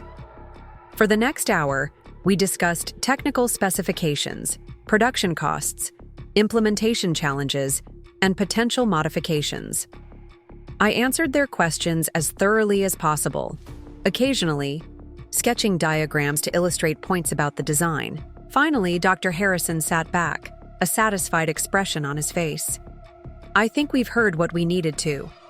Ms. Wilson, we'd like to propose a formal arrangement. The Harrison Foundation would provide funding to develop your filtration system for pilot implementation in our Ethiopia project, with you serving as a paid consultant during the development and initial implementation phases. I blinked, momentarily speechless. That sounds incredible. But I'm still completing my degree. My final semester starts in 3 weeks. We understand. The development phase would begin immediately, but your consulting role could be structured to accommodate your academic schedule, primarily remote work until you graduate, with the implementation phase scheduled for this summer. And, Dr. Patel added, this could potentially lead to a more permanent position with the foundation after graduation, depending on how the pilot project progresses. As they outlined the financial details of the consulting arrangement, I had to work to keep my expression professionally neutral. The stipend they were offering would cover my living expenses for the remainder of the academic year, allowing me to reduce my work hours and focus on my final courses. It was more than financial relief. It was an opportunity to see my project actually implemented, to make a tangible difference in people's lives. I left the Harrison Foundation offices with a preliminary contract to review, walking in a daze of disbelief and excitement. This wasn't just a lifeline. It was the beginning of the career I had always hoped for. Despite everything my parents had done, despite their attempt to derail my future, I was moving forward, not just recovering, but thriving. As I waited for the bus back to campus, I pulled out my phone, intending to call Sophia with the news. Instead, I found myself staring at my contacts list, finger hovering over my mother's name. Some small, persistent part of me still wanted to share this achievement with her, to hear her say she was proud of me. I put the phone away without making the call. This victory was mine alone. I didn't need their approval anymore. The next few weeks passed in a whirlwind of activity.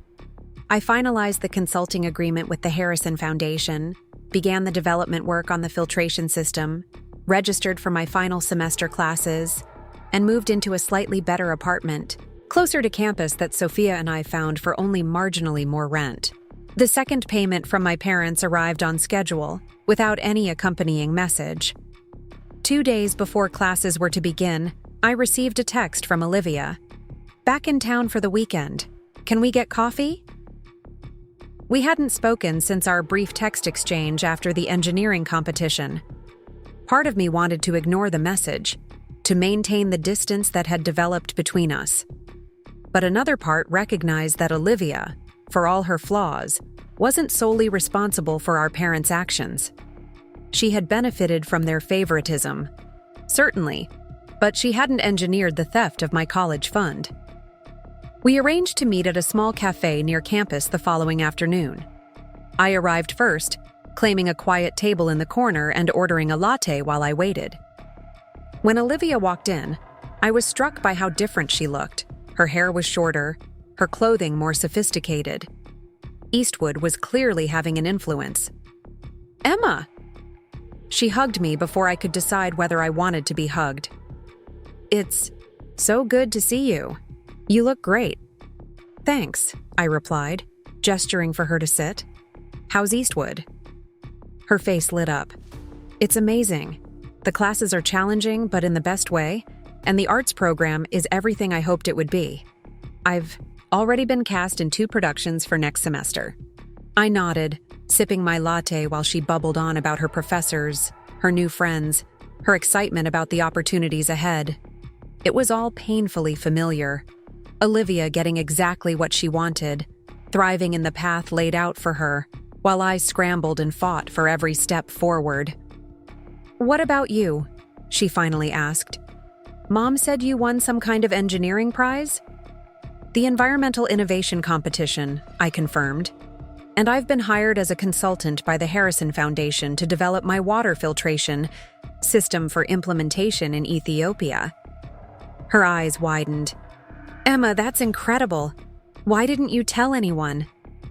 The question stung. Who exactly should I have told, Olivia? Mom and Dad who stole my college fund while I was in the hospital? You who hasn't bothered to check how I was doing until now? Her expression fell. That's not fair. I've been really busy with the transition to Eastwood, and I've been really busy trying to figure out how to finish my degree after our parents emptied my bank account. I cut in. Funny how we've both had challenges to deal with. She flinched, then looked down at her coffee. I'm sorry about what happened. I really am. But I don't understand why you had to get lawyers involved. They're our parents. Because they took money that wasn't entirely theirs to take, Olivia. Money I had earned, without asking me, while I was in a hospital bed. I kept my voice low, but firm. Would you have just accepted that if you were in my position? She didn't answer directly. They're really upset, you know. Dad barely talks about you anymore, and Mom cries whenever your name comes up. Are they upset about what they did, or just upset that I didn't let them get away with it? Does it matter? They're hurting. I studied my sister across the table, this person I had grown up with but somehow never truly known. Yes, Olivia, it does matter. It matters a lot. They haven't once acknowledged that what they did was wrong. They haven't apologized. They're only repaying me because I forced them to through legal means. So excuse me if I don't feel particularly sympathetic about their hurt feelings.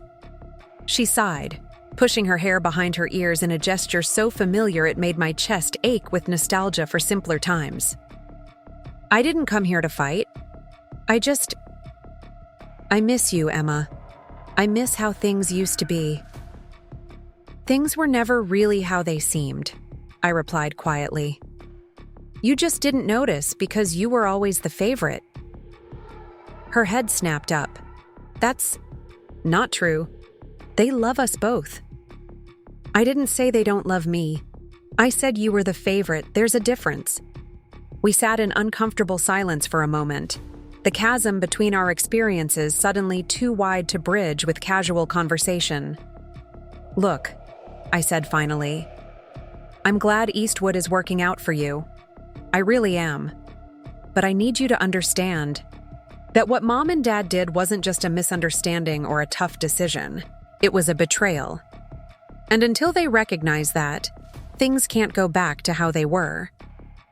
Olivia nodded slowly. I do understand, actually.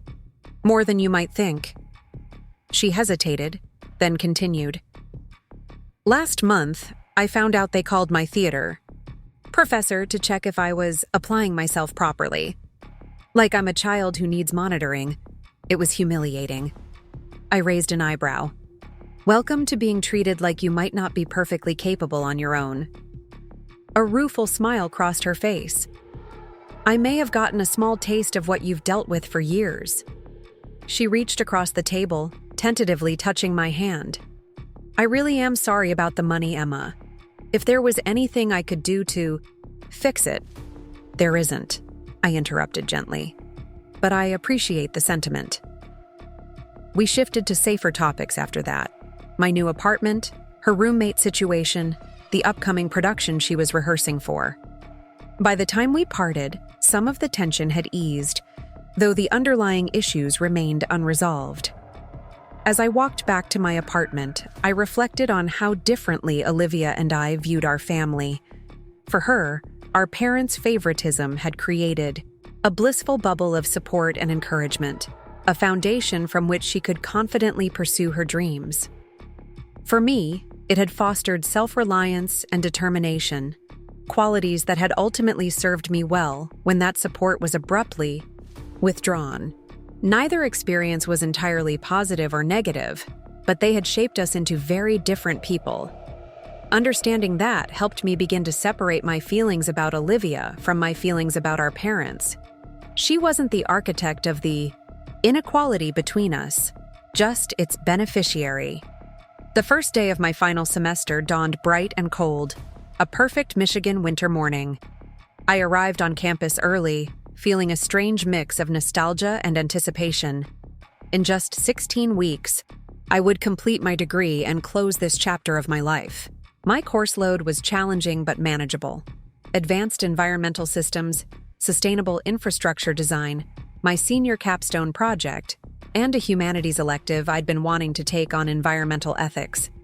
Combined with my consulting, work for the Harrison Foundation, I would be busy, but it was a productive, purposeful kind of busy that energized rather than drained me. The third payment from my parents arrived exactly on schedule, once again without any message. I was beginning to think this would be the pattern for the duration of our agreement. Cold compliance without reconciliation. Part of me had hoped that as they made the payments, as they had time to reflect on their actions, there might be some softening, some acknowledgement of the harm they had caused. But month after month passed, with nothing but the bare minimum fulfillment of our legal arrangement. My work with the Harrison Foundation progressed rapidly. The filtration system design was refined based on specific conditions in the Ethiopian implementation site, with adaptations to address the particular contaminants present in local water sources. Weekly video conferences with the international team kept the project moving forward, and my role expanded beyond the technical aspects to include developing training materials for local maintenance and operation. You have a remarkable ability to translate complex engineering concepts into practical, accessible guidance, Dr. Patel told me during one of our meetings. That's rarer than you might think, especially among engineers fresh out of university. I hadn't mentioned the project to my parents, though my grandmother knew all about it and proudly told anyone who would listen that her granddaughter was solving water crises in Africa. When the fourth payment arrived, I finally received a text from my mother. "Your father and I would like to have dinner with you next weekend. Please let us know if you're available." I stared at the message for a long time, unsure how to respond. We hadn't seen each other in person since the confrontation at the country club 4 months earlier. Part of me was curious about what had prompted this invitation, but a larger part was wary of reopening wounds that had begun to heal. I called my grandmother for advice. "They've invited me to dinner," I told her after we exchanged greetings. "Should I go?" She was quiet for a moment. "Do you want to go?" "I don't know. I'm not sure what they want." "Well," she said thoughtfully, "they've made 4 payments on time, which suggests they're taking the agreement seriously. Perhaps they're ready to have a more honest conversation. Or they want to convince me to drop the remaining payments," I countered. "That's possible, too," she acknowledged. "But Emma, at some point, you'll need to decide what kind of relationship you want with your parents going forward. This might be an opportunity to begin defining that."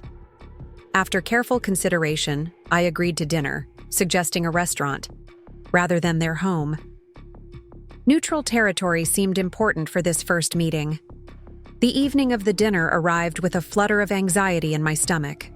I chose my outfit carefully, a simple gray dress with a blue cardigan, professional and composed, nothing that could be criticized or remarked upon.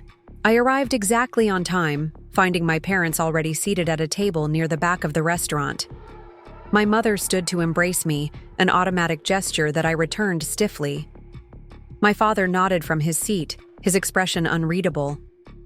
"Emma," my mother said as we all settled at the table, "you look well.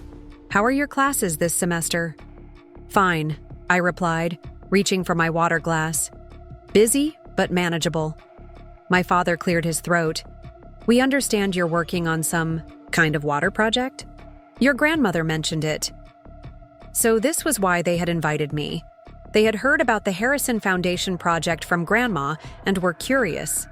Or perhaps they felt excluded from a significant development in my life, one that might reflect well on them by association. "Yes," I confirmed, keeping my tone neutral. "I'm consulting on the implementation of my filtration system design in Ethiopia." "That sounds impressive," my mother said, a note of genuine pride in her voice. "Is it part of your coursework?" "No, it's professional work. I was hired by the Harrison Foundation after winning the environmental innovation competition." My father's eyebrows rose slightly. "Harrison, as in Martin Harrison. From the board at Westlake Industries?" I nodded, unsurprised that his first concern was the connection to his business world.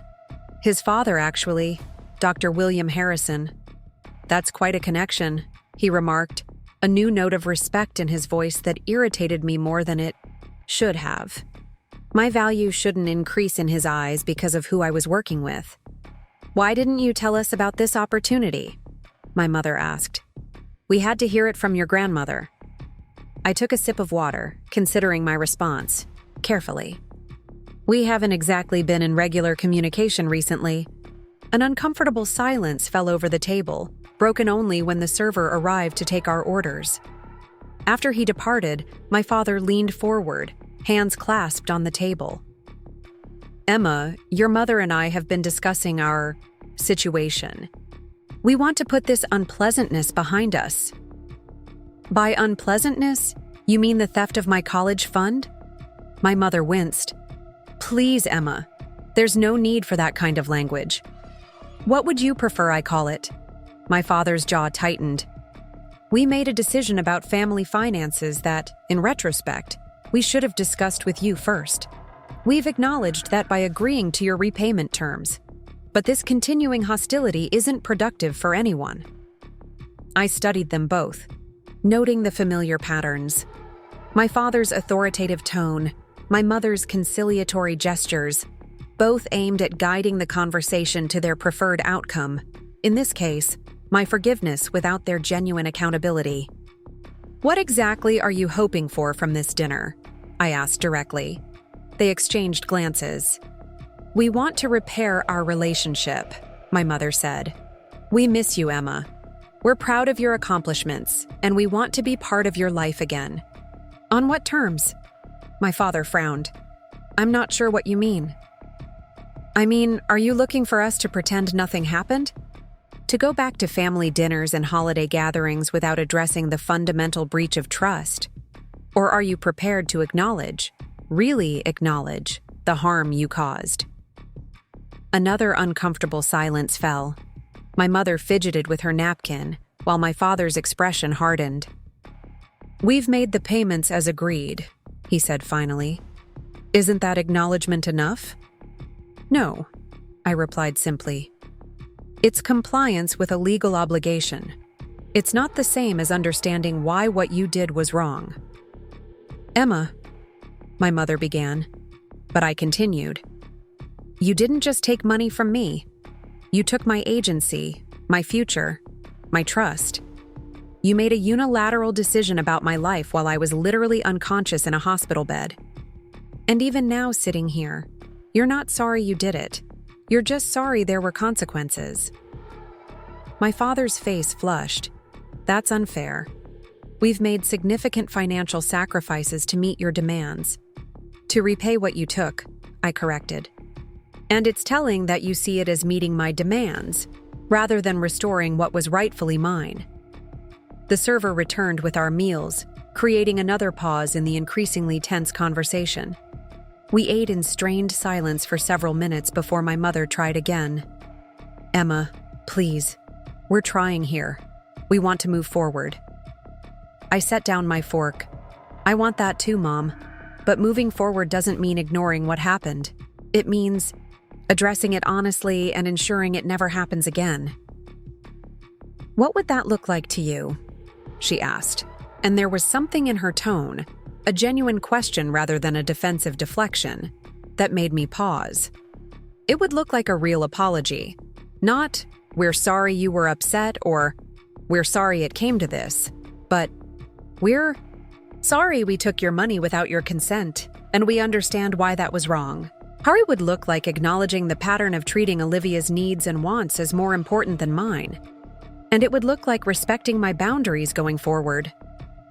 My father pushed his plate away, his expression closed. "You're asking for a lot of concessions on our part." "I'm asking for basic respect and accountability," I countered. "The fact that you see that as a lot of concessions is precisely the problem." The remainder of the dinner passed in uneasy conversation about safer topics: Olivia's progress at Eastwood, my grandmother's health, developments in my father's company. As we prepared to leave, my mother hugged me again, holding on a moment.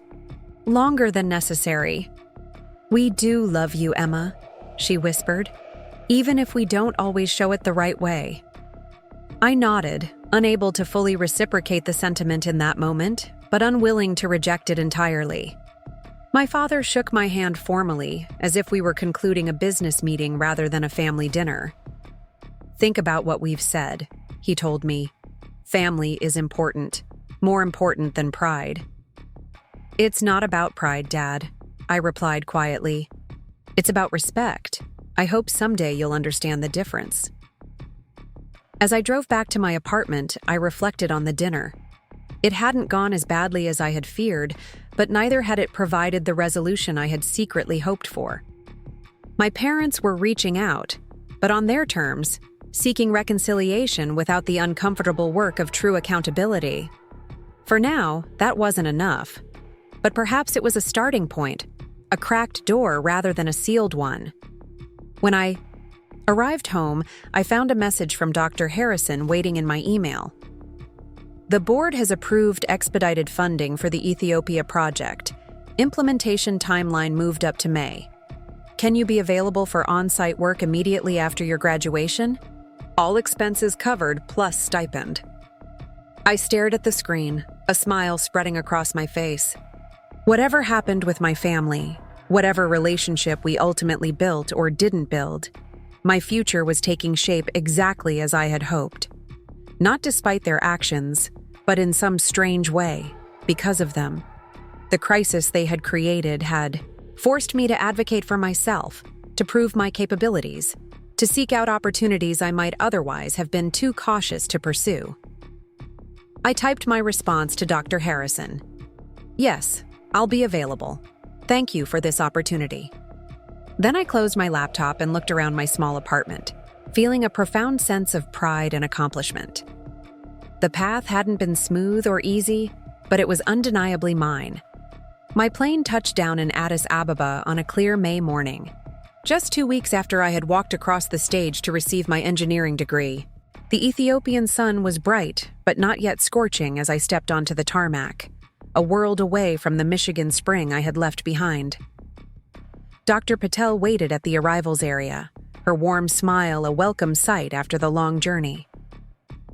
"Welcome to, Ethiopia, Emma," she said, embracing me briefly. "How was your flight?" "Long," I admitted, hoisting my backpack higher on my shoulder. "But I'm excited to be here." We drove from the airport in a white Harrison Foundation SUV, the city giving way to increasingly rural landscapes as we headed toward the implementation site. Dr. Patel filled me in on the preparations that had been completed before my arrival. The local team assembled, materials sourced, community meetings held to explain the project and gather input. "The village elders are particularly interested in meeting you," she mentioned as we bounced along the increasingly rough road. "They were impressed when we explained you designed the system specifically for communities like theirs." I felt a flutter of nervousness. "I hope the system lives up to expectations." "It will," she assured me. "We've run all the simulations, tested the components. The design is solid. Now it's just a matter of implementation and training the local maintenance team." We arrived at the project site in the late afternoon, a village of about 300 people, nestled in a valley surrounded by sparse, dry hills. Children ran alongside our vehicle as we pulled into the central area, where several men and women waited to greet us. A tall, dignified man stepped forward, introducing himself as Abebe, the village leader. "We welcome you to our home," he said formally, shaking my hand. "Dr. Patel has told us that you are the one who created the water system that will help our community." I smiled, humbled by his reception. "I designed it, yes, but it will take all of us working together to make it successful." The next morning, work began in earnest. The implementation site had been prepared, a large area near the village's existing well, which provided water that was plentiful but contaminated with heavy metals from natural deposits in the surrounding rocks. My filtration system would use locally available materials to remove these contaminants, making the water safe for cooking and drinking. Working alongside the local team was an education unlike anything I had experienced in a classroom. Their practical knowledge complemented my technical understanding, and together, we adapted the design to account for specific site conditions. When a particular component proved difficult to assemble as originally designed, Desta, one of the local engineers, suggested a modification using a technique traditional to the region. His solution was more elegant than my original design.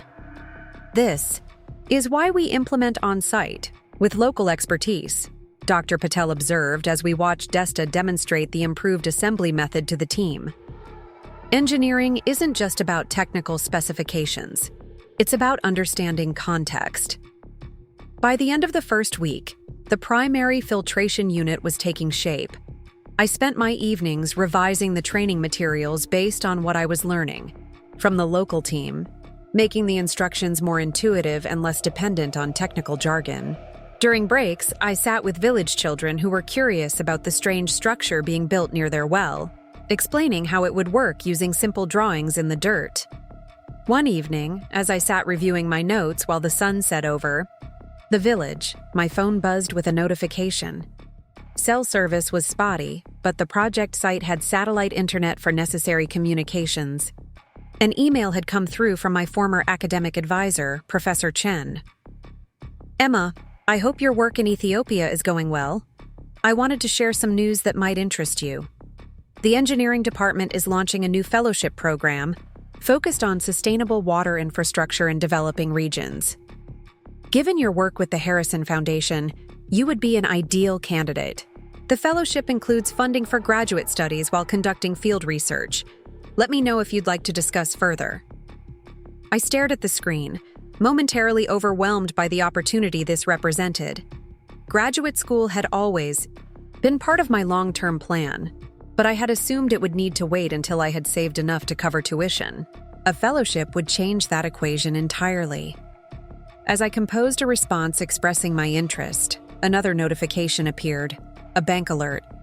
The 5th payment from my parents had arrived, exactly on schedule. Only one more payment remained. In our agreement. 6 months had passed since that confrontation at the country club.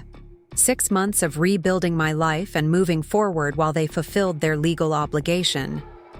I hadn't spoken to my parents since our uncomfortable dinner 2 months earlier. My mother had texted a few times with generic questions about my classes or brief updates about relatives, but nothing substantive. My father had remained silent.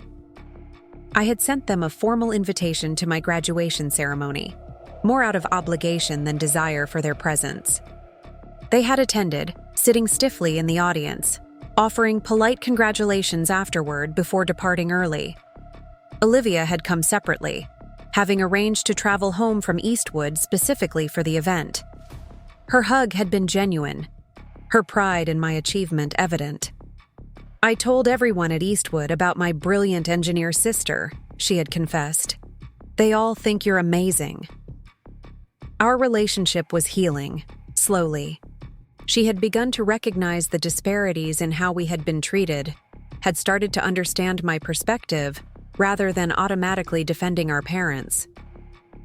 During her spring break, she had stayed with me for 2 days, the longest time we had spent together in years.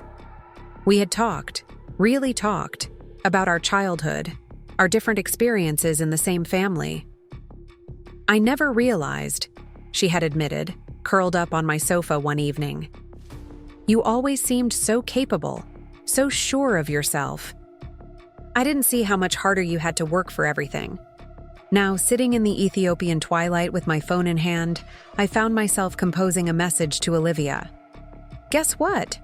Professor Chen just offered me a fellowship opportunity for graduate studies, and the 5th payment from Mom and Dad arrived.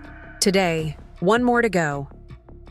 Her response came quickly, despite the time difference. "That's amazing, Em. About both things. You should absolutely go for that fellowship. You're going to change the world with your water systems. I'm so proud of you." I smiled at her enthusiasm, grateful for this newfound support between us. Then, after a moment's hesitation, I sent another message. "Would you do me a favor? Don't tell Mom and Dad about the fellowship opportunity yet. I want to share that news myself when I'm ready." "Of course," she replied. "Your news to tell. But they'll be proud, Em. I know they will."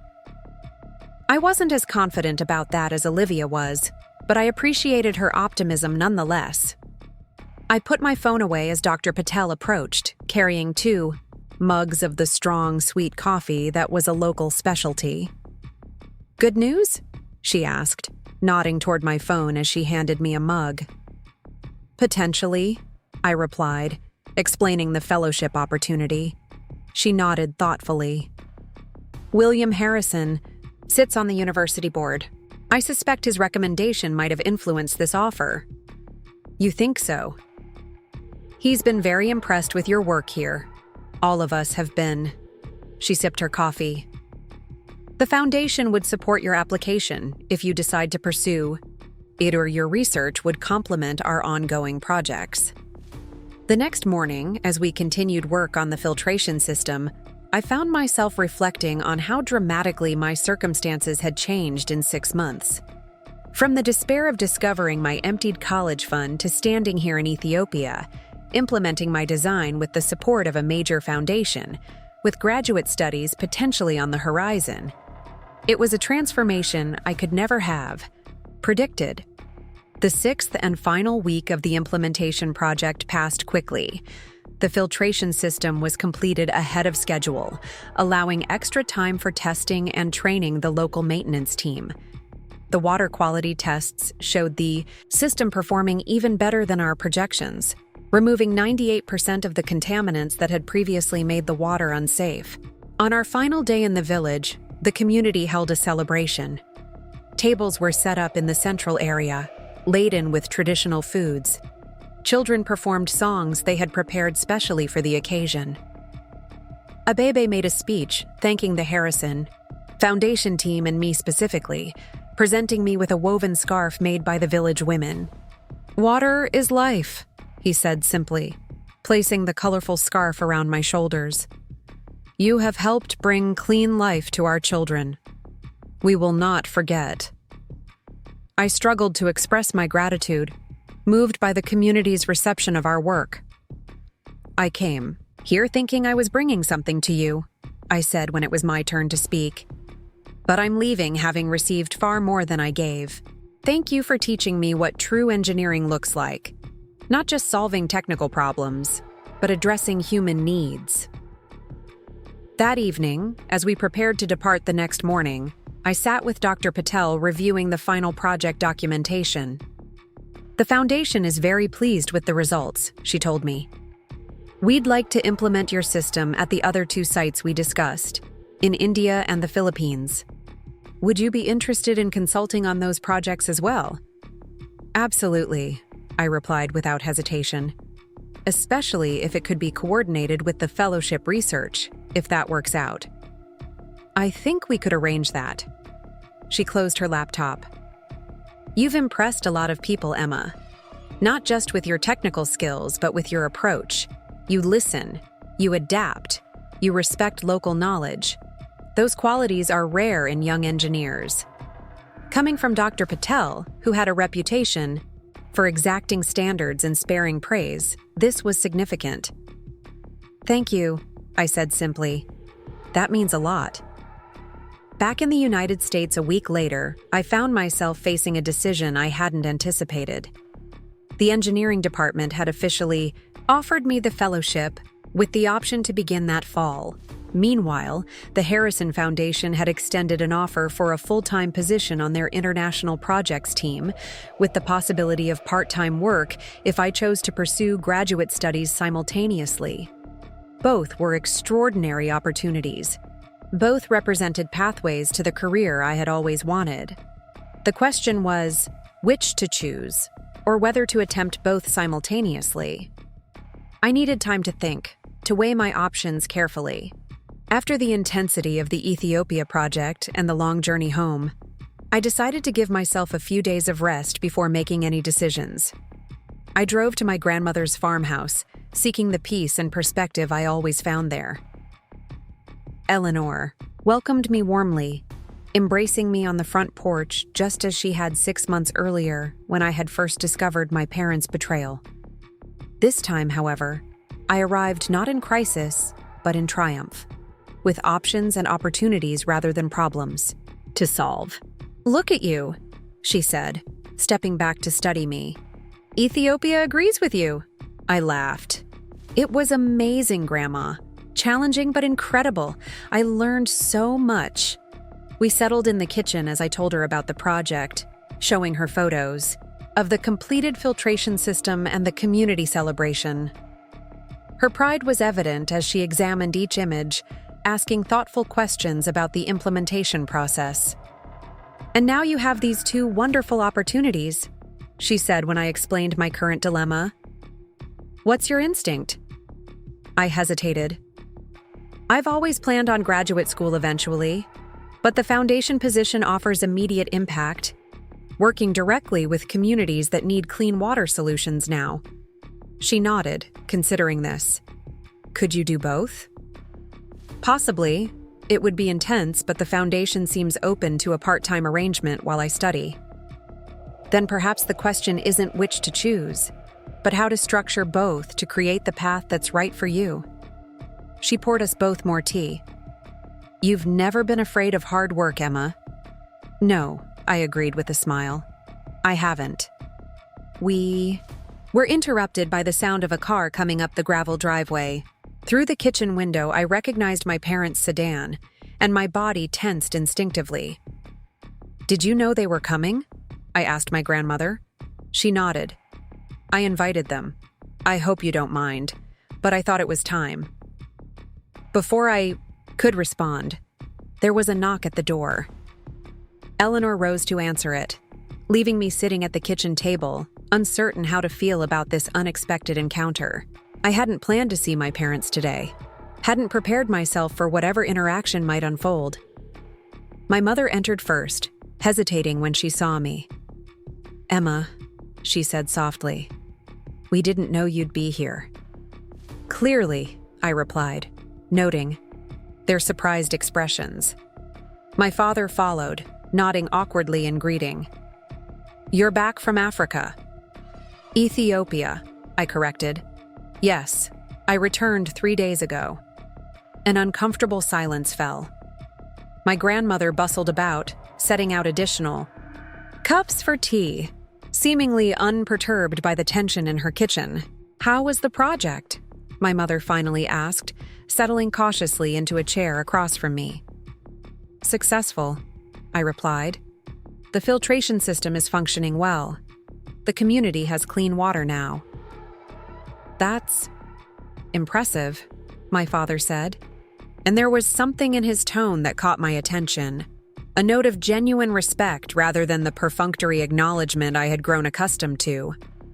Another silence descended. My grandmother placed cups in front of my parents, then sat down beside me. "Robert, Jennifer," she said firmly. "You have something to say to Emma, I believe." My father cleared his throat, looking uncomfortably at my mother, who nodded slightly. He pulled an envelope from his jacket pocket and placed it on the table between us. "This is the final payment," he said. "We had it certified by the bank this morning." I glanced at the envelope but didn't reach for it. "Thank you for fulfilling the agreement." "It's more than that," my mother interjected, her voice wavering slightly. "Emma, your father and I have done a lot of thinking since your graduation. A lot of reflecting." I waited, unwilling to make this easier for them, but also genuinely curious about what they might say. My father straightened in his chair, his expression solemn. "We were wrong," he said simply. "What we did, taking your college fund without discussing it with you, making that decision while you were in the hospital, it was wrong. Not just legally, but morally." The admission caught me off guard. It was the straightforward acknowledgement I had asked for at our dinner months ago but hadn't received. "We've spent 6 months making these payments," he continued, "and each month, writing that check forced us to confront what we had done. At first, we were just angry about being compelled to repay you. But gradually, we began to see it differently." My mother reached across the table, not quite touching my hand but extending her own in a gesture of connection. "When we saw you at graduation, standing on that stage with honors, having achieved so much despite what we did, it made us realize how remarkable you are, Emma, and how terribly we misjudged you. We treated you differently than Olivia," my father admitted. "We always have. We told ourselves it was because you were more capable, more independent. But that wasn't fair to you. Every child deserves the same support, the same respect for their dreams. I sat in stunned silence, absorbing their words. This was the apology I had wanted, the recognition I had sought.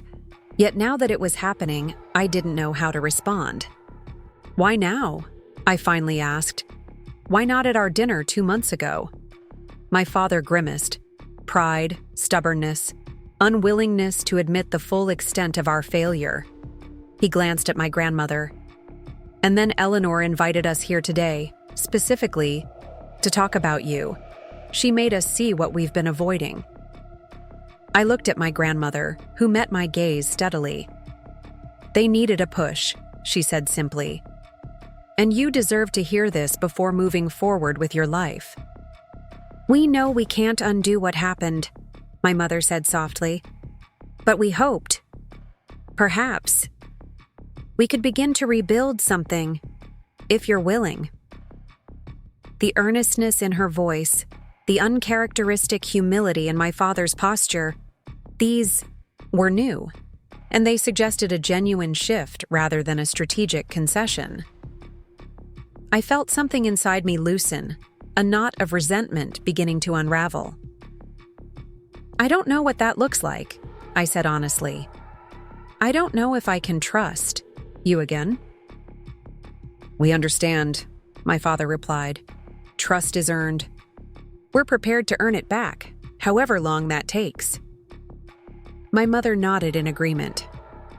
"We've also spoken with Olivia, really spoken with her, about the differences in how we treated you both. She helped us see patterns we had been blind to for years." This surprised me. "Olivia did? She's grown a lot this past year," my mother said with a sad smile. "Being at Eastwood has opened her eyes to many things, including her own privilege within our family. We talked for nearly 2 hours, covering ground we had never explored. Together, their expectations and assumptions, my feelings of having to prove myself constantly, the different standards applied to Olivia and me. It wasn't an easy conversation, but it was an honest one, perhaps the most honest we had ever had as a family." As the afternoon light began to fade, my father mentioned that they should start the drive back to Lakeside. Before they left, he hesitated, then asked, "Your grandmother mentioned you have some decisions to make about your next steps. Would you feel comfortable sharing what those are?" The fact that he asked rather than assumed I would tell them represented a small but significant shift. I found myself describing both opportunities, the fellowship and the foundation position, and my considerations about possibly pursuing both. My parents listened attentively, asking thoughtful questions without attempting to direct my thinking or impose their preferences. When I finished, my father nodded thoughtfully. "You've created remarkable options for yourself, Emma. Whatever you decide, I have no doubt you'll excel." It was the kind of supportive statement parents should make routinely, but coming from my father, it felt monumental. My mother added, "We're so proud of you, not just for your achievements, but for the person you've become, someone who stands up for herself and makes a difference in the world." As they prepared to leave, my mother embraced me, holding on a moment longer than usual. "Thank you for listening today," she whispered. "I know we didn't deserve that." My father shook my hand, then surprised me by pulling me into an awkward but sincere hug. "We'll do better," he promised quietly. I watched their car disappear down the driveway, a complex mixture of emotions churning inside me. It wasn't forgiveness, not yet, but perhaps it was the beginning of something. Not a restoration of what had been, but the foundation of something new, something potentially healthier. My grandmother appeared beside me on the porch, slipping, an arm around my waist. "They meant it," she said. "I made sure of that before arranging this." I leaned against her, grateful for her unwavering support throughout this entire journey. "Do you think people can really change, Grandma? At their age?" She considered this. Change is always possible. Whether they'll sustain it, whether they'll do the ongoing work required, that remains to be seen. But today was a genuine step. We returned to the kitchen where my laptop sat open on the table, the fellowship offer letter displayed on the screen. "Now," my grandmother said, "let's talk about your future." 2 weeks later, I made my decision. I would accept the fellowship and begin graduate studies in the fall, while working part-time with the Harrison Foundation on the implementation projects in India and the Philippines. It would be challenging, but the arrangement would allow me to deepen my theoretical knowledge while maintaining the practical, hands-on work that had proven so fulfilling in Ethiopia. Professor Chen was delighted when I informed him of my decision. "You'll bring valuable field experience to the research program," he noted, "and the ongoing connection with the foundation will ensure your academic work remains grounded in real-world applications." Dr. Harrison and Dr. Patel were equally supportive when I discussed the arrangement with them. This kind of bridge between academic research and practical implementation is exactly what the foundation aims to foster, Dr. Harrison assured me. With my professional path decided, I turned my attention to my personal life. I found a small apartment closer to campus, more suitable for a graduate student than my previous shared housing. Sophia had accepted a position in Chicago, so we would be parting ways after 2 years as roommates. We promised to visit each other regularly, knowing that our friendship had been strengthened, not diminished, by the challenges we had weathered together. My relationship with my parents remained tentative, a work in progress. They had continued to reach out in small, respectful ways, my mother sending articles related to water infrastructure projects she thought might interest me, my father inquiring about the logistics of my upcoming move. They were careful not to overstep, not to assume a closeness we had not yet rebuilt. One Sunday afternoon, as I packed books into boxes for my upcoming move, I received a text from my father. "Your mother and I were thinking of driving up next weekend to help with your move, if you'd welcome the assistance. No pressure either. Way." I stared at the message, appreciating the care with which it was worded, the acknowledgement of my agency, the absence of assumption or obligation. 6 months ago, they would have simply announced they were coming or, more likely, dismissed my move as something I should handle on my own since I was so independent. After a moment's consideration, I replied, "That would be helpful, actually. Thank you for offering." It was a small step, but meaningful. Not forgiveness, not yet, but an opening. A willingness to see if their changed behavior would persist, if the recognition they had expressed at my grandmother's house would translate into sustained respect for my boundaries and choices. One evening, as I sorted through old papers in preparation for my move, I came across the bank statements I had gathered 6 months earlier, the documentation of my parents' systematic withdrawal of my college fund. I held them in my hands, remembering the shock and betrayal I had felt upon discovering what they had done, the determination that had driven me to fight for what was mine. Those statements had been evidence of a profound injustice, but they had also been the catalyst for transformation, in my circumstances, in my self-advocacy, in my understanding of what I was capable of. Without that crisis, would I have entered the engineering innovation competition? Would I have caught Dr. Harrison's attention? Would I be preparing now for graduate studies and international work that aligned so perfectly with my aspirations? There was no way to know for certain, but as I placed the statements in a folder marked Resolved, I recognized that the journey they had initiated, painful though it had been, had ultimately led me to exactly where I needed to be. The final repayment from my parents had been deposited intact into a new savings account, a foundation for my future, reclaimed and secured. But the true victory wasn't financial. It was in discovering my own strength, in learning to advocate for myself without apology, in refusing to accept less than I deserved. Some lessons come at a high cost. Some betrayals leave permanent scars. But in the end, what matters isn't what was taken from you, but what you build from what remains. My parents had taken my college fund, believing I would simply adapt and accept because she needs it more than you. What they hadn't anticipated was that I would emerge from that betrayal not diminished, but empowered, ready to claim not just what had been taken, but a future far beyond what any of us had imagined. Up next, you've got 2 more standout stories, right on your screen. If this one hit the mark, you won't want to pass these up. Just click and check them out.